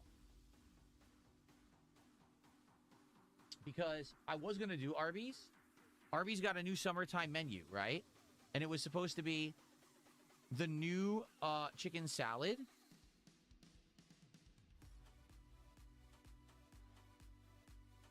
Yeah, it was supposed to be a new chicken salad sandwich for the summertime and a new orange, like, creamsicle style shake. So I went to get it, sold out everywhere. I was like, what? It was just announced. Like, it just came out. The week it was announced, it sold out everywhere. If you want to know the truth, I think a lot of places didn't stock it. I think what it was that this is what Arby's wanted to push, but I guess the franchise owners probably were like, it's too much of a chore to make this stuff. Like, particularly that chicken salad is probably like, they got to make the chicken, they got to chop it up, they got to make this salad with all these ingredients. They probably don't want to bother with it. Maybe they don't sell enough of it. So it just showed as endlessly sold out at all of my Arby's near me. I was like, what the hell? So you just can never buy it, huh? So that's why I didn't do the Arby's. But it looks like Arby's does have a cheesesteak. Yeah, they have an Angus cheesesteak. They also have chicken sliders.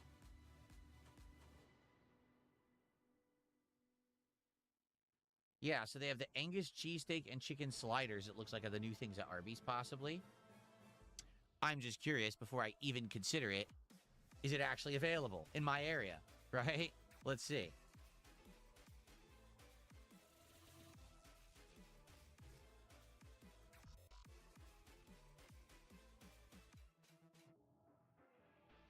Let's see.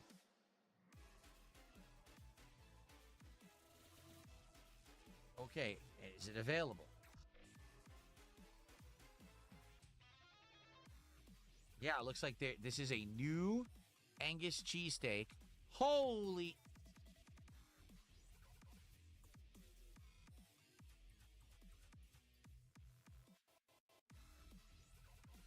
So they have two versions of the new Angus cheesesteak. Are you ready? There's a standard and there's a half pounder. Okay?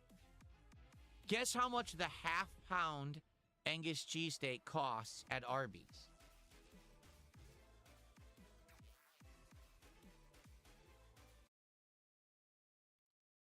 $22.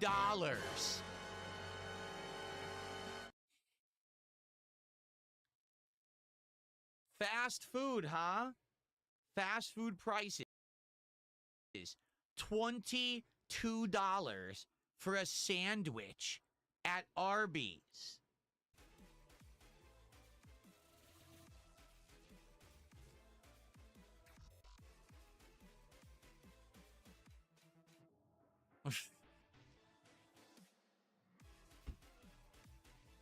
By the way, the chicken salad sandwich is still sold out. And so is the orange cream shake. They've literally been sold out since the moment they were announced, and they still don't have them. I still can't order them. I could get the Angus cheesesteak, and I haven't done Arby's in a long time. So that would be a consideration, would be the Angus cheesesteak. I'd have to probably get something else, too. I mean, $22, for real. Wait, hold on.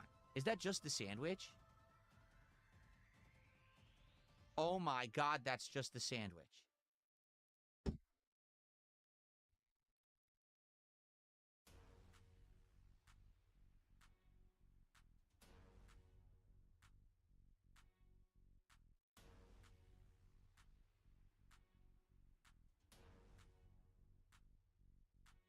Do you see why I'm so turned off from doing DSP Tries It?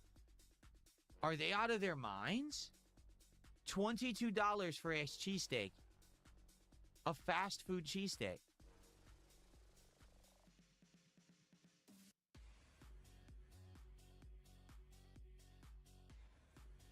Someone tipped $2 as LTG had an unhinged meltdown because another content creator said he isn't attractive. It went on for 45 minutes and he keeps going on about it days later. It doesn't seem like a very masculine reaction to someone criticizing your looks. You're right.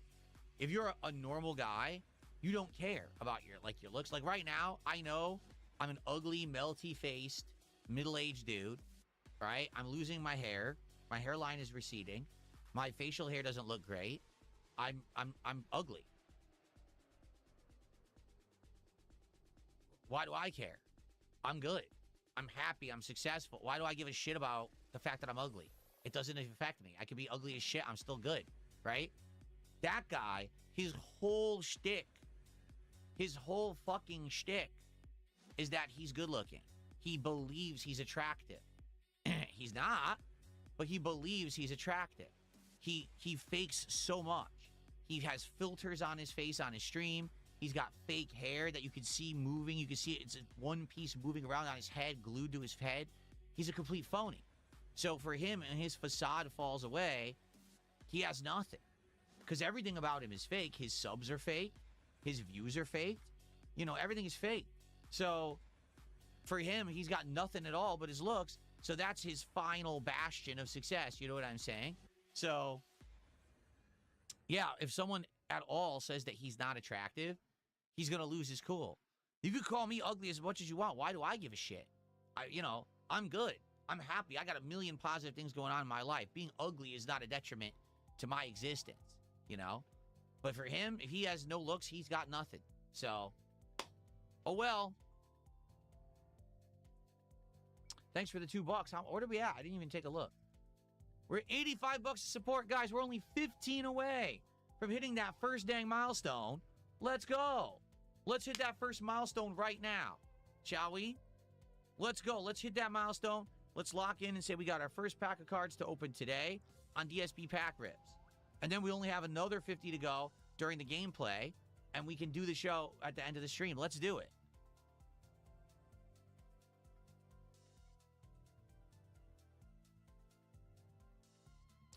Let's go.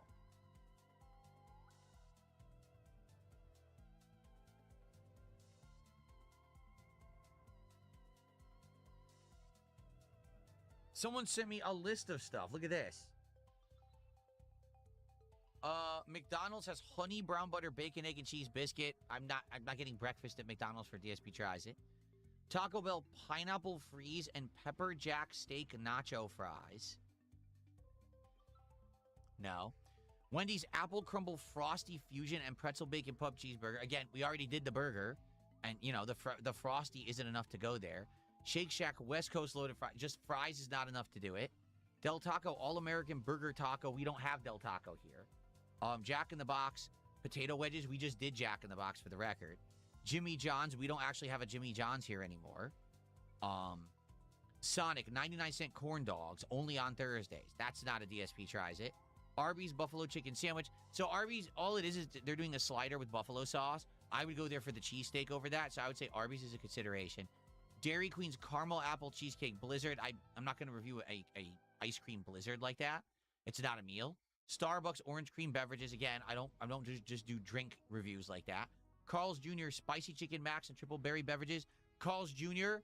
We tried it once, went out of business. We did one Carl's Jr. review and I liked it. I said, oh man, let's order again. And when I went to order, they're out of business. I'm serious. I can't order from Carl's Jr. anymore. We could only do it once. Sucks because I would have ordered again because I actually liked the food.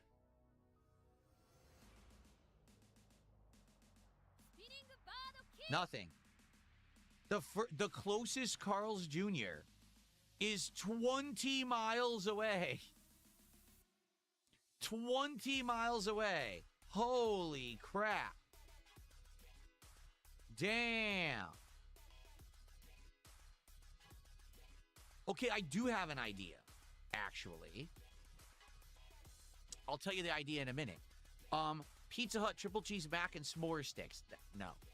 Popeyes cheese bites and blueberry lemon. No, again, it's not cheese bites and a drink. That's not the main. That's not a meal. You see, I'm trying to review meal foods. That's just sides and stuff. Habit Burger, Jet Tila's Korean street menu. I legitimately wish I could order from Habit Burger. I did twice, and both times I ordered, the food was terrible. It was legitimately awful. One time the food was wrong, and the other time the food was bad.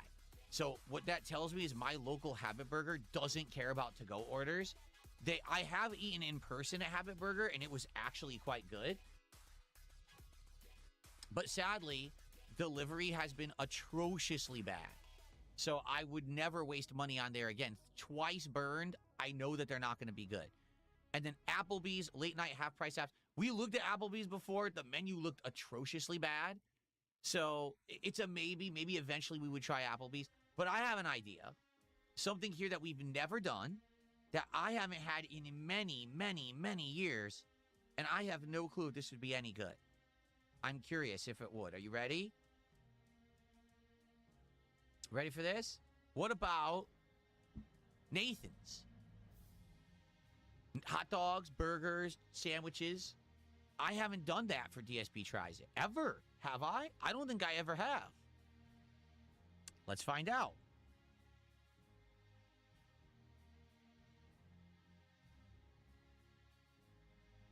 No. I have never, ever done Nathan's for DSP Tries It. Yeah. So maybe we could do that. That might work. And that actually is only about, just about 4 miles away from me, it looks like. They have different kinds of hot dogs, like a chili cheese dog, a bacon cheese dog, barbecue bacon Tribeca burger, Manhattan cheeseburger, beer batter onion rings, sauerkraut dog. They actually have a Philly cheesesteak, chicken tenders, grilled chicken club. They have different things. Hell's Kitchen Burger?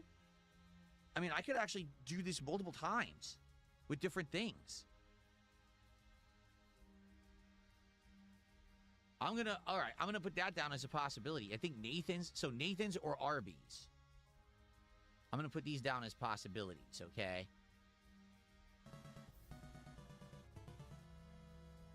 And I have multiple shout outs to do from contributions. Thank you guys. I'll shut those out in a second. I appreciate that.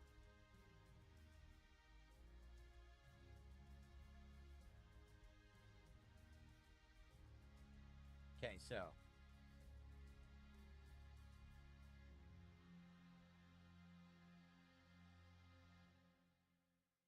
Okay. All right. Okay, I have tons of shout-outs to do. Holy crap. Hanslander did a $2 Canadian super chat. Favorite type of food, for example, Italian, Mexican, etc. Dude, I grew up Italian. I grew up in a neighborhood that had multiple authentic Italian restaurants, including a pizzeria, including a place that did really good pasta and proteins. So it's always going to be Italian for me. And then he did the same super chat again. Who's the fake looks maxer? Huh? The fake looks maxer? Like I said, if you're talking about LTG, I don't know. DSP Glazer, thanks for $2. Nathan's is Denny's, don't do it. Oh, wait, are they? Wait a minute, are you for real? No way. Nathan's is Denny's? You're kidding. It may be a ghost kitchen.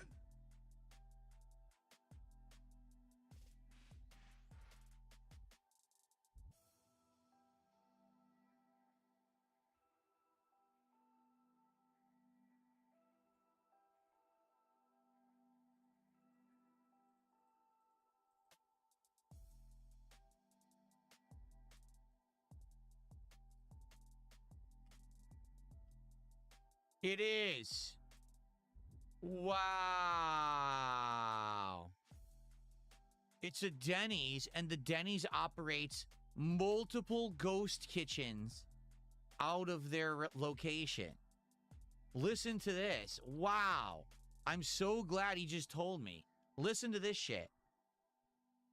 Denny's, Nathan's, the Meltdown Melt Sandwiches, and the Burger Den are all the same Denny's. And all they do is they get the online order and they make it say it's something it's not. So they must have bags that say Nathan's, but they're making the hot dogs at Denny's.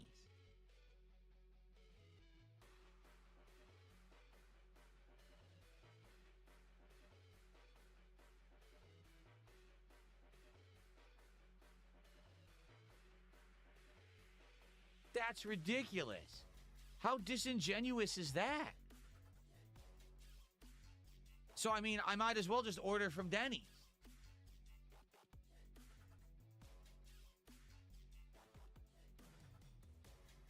Persian joints, no. Turkish joints, no. Indian, we've had. We've had Indian multiple times. We don't have that other stuff, though, sadly. Yeah, Layla says Mr. Beast Burgers like that. They were making them out of friendlies. Yeah, Mr. Beast Burger was the worst because they were literally all ghost kitchens, but none were consistent because they were all different businesses. So the business would sign on a contract to make the burgers, but they would all make them completely different. So the consistency was off. Like, no matter where you got a Beast Burger, they were different.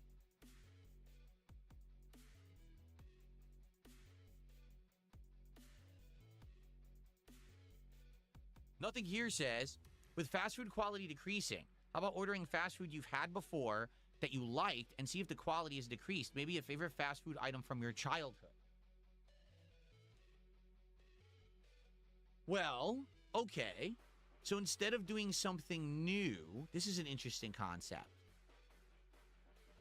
Instead of doing something new, I could do, like, for example, I could order from McDonald's and say, well, what are the things that I've eaten at McDonald's over the years that I've liked and didn't like? I've always liked their quarter pounder with cheese. The Big Mac has been iffy. The chicken nuggets have been iffy. You know, maybe order 4 items and do, hey, are these good today or are they terrible today? And review them each at their own merits and let you know what I think, right? Get Taco Bell. Get the chicken quesadilla. Get the the chalupa that I used to get, the chalupa supreme I used to really like. You know, get like 4, maybe 4 items and say, these aren't new, but in the modern day, what's the price on these?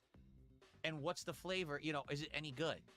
Okay, that could be a different twist on DSP Tries It, where it's actually a different concept. Yeah, that could work. That's an interesting concept. Huh. I might like that concept. Okay. Martin Short busted another $5 super chat. Do you ever do ranking lists?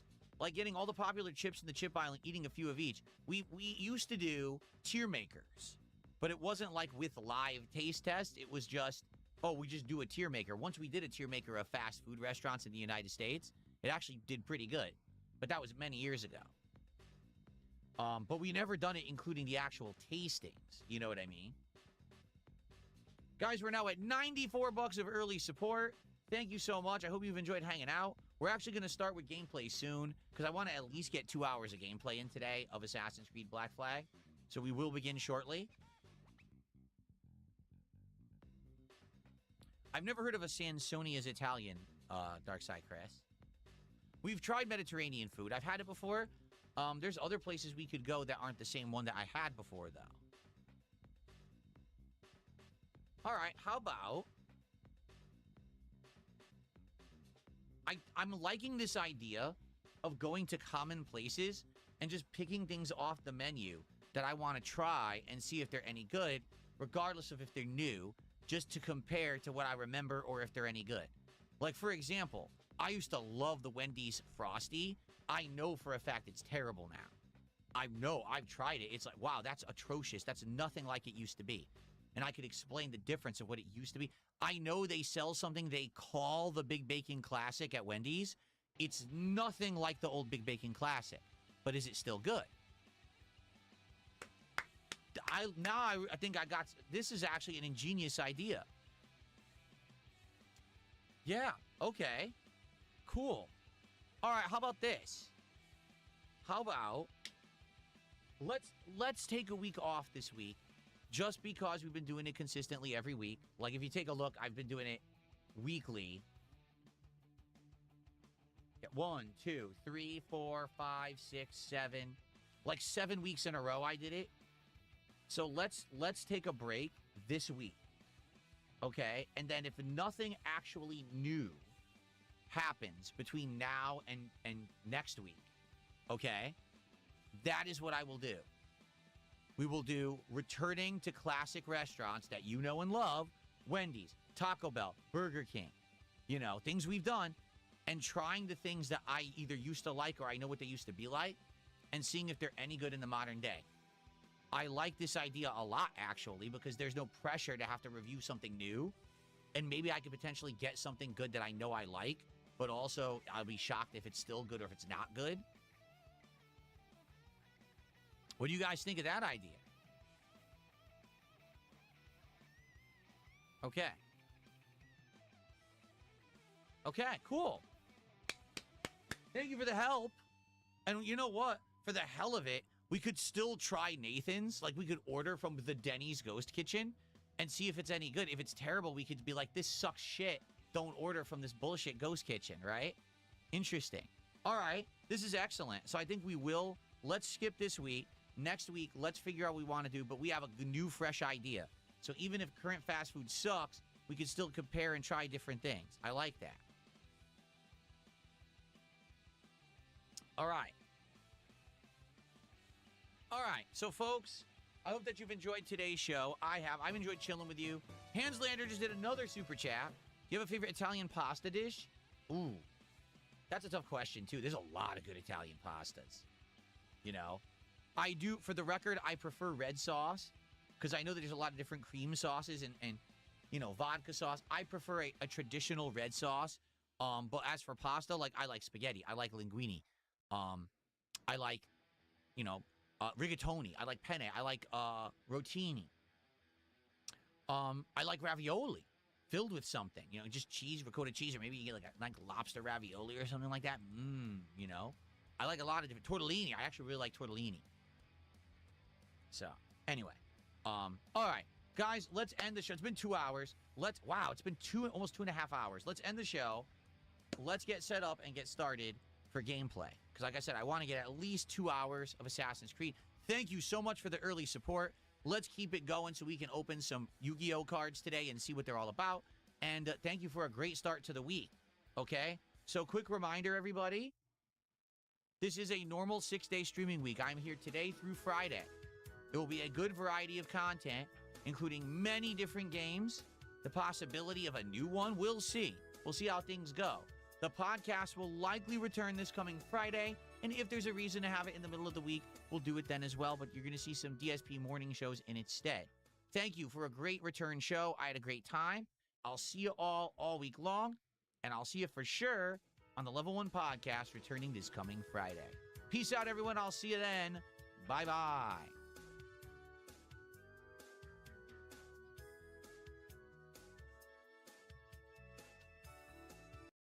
Okay, so here's the deal.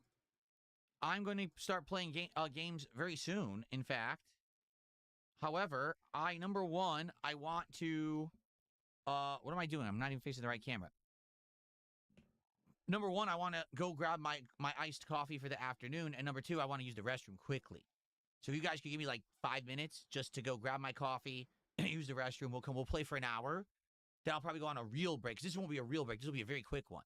But then we'll go for like a real break, and then we'll come back, play for like another hour. And hopefully at the end, we'll have some DSP pack rips, okay? Give me a sec. Let me get my monitor in the right place. Okay. Thank you guys for the great return. I mean, that's awesome. I really appreciate you guys coming and hanging out and supporting so much. That is amazing. Okay. So I'm just going to use the bathroom and grab my coffee. I'll play you guys some music while I'm gone. Okay? And I'll be back in just a few. And we'll get started with Assassin's Creed, okay? Be right back.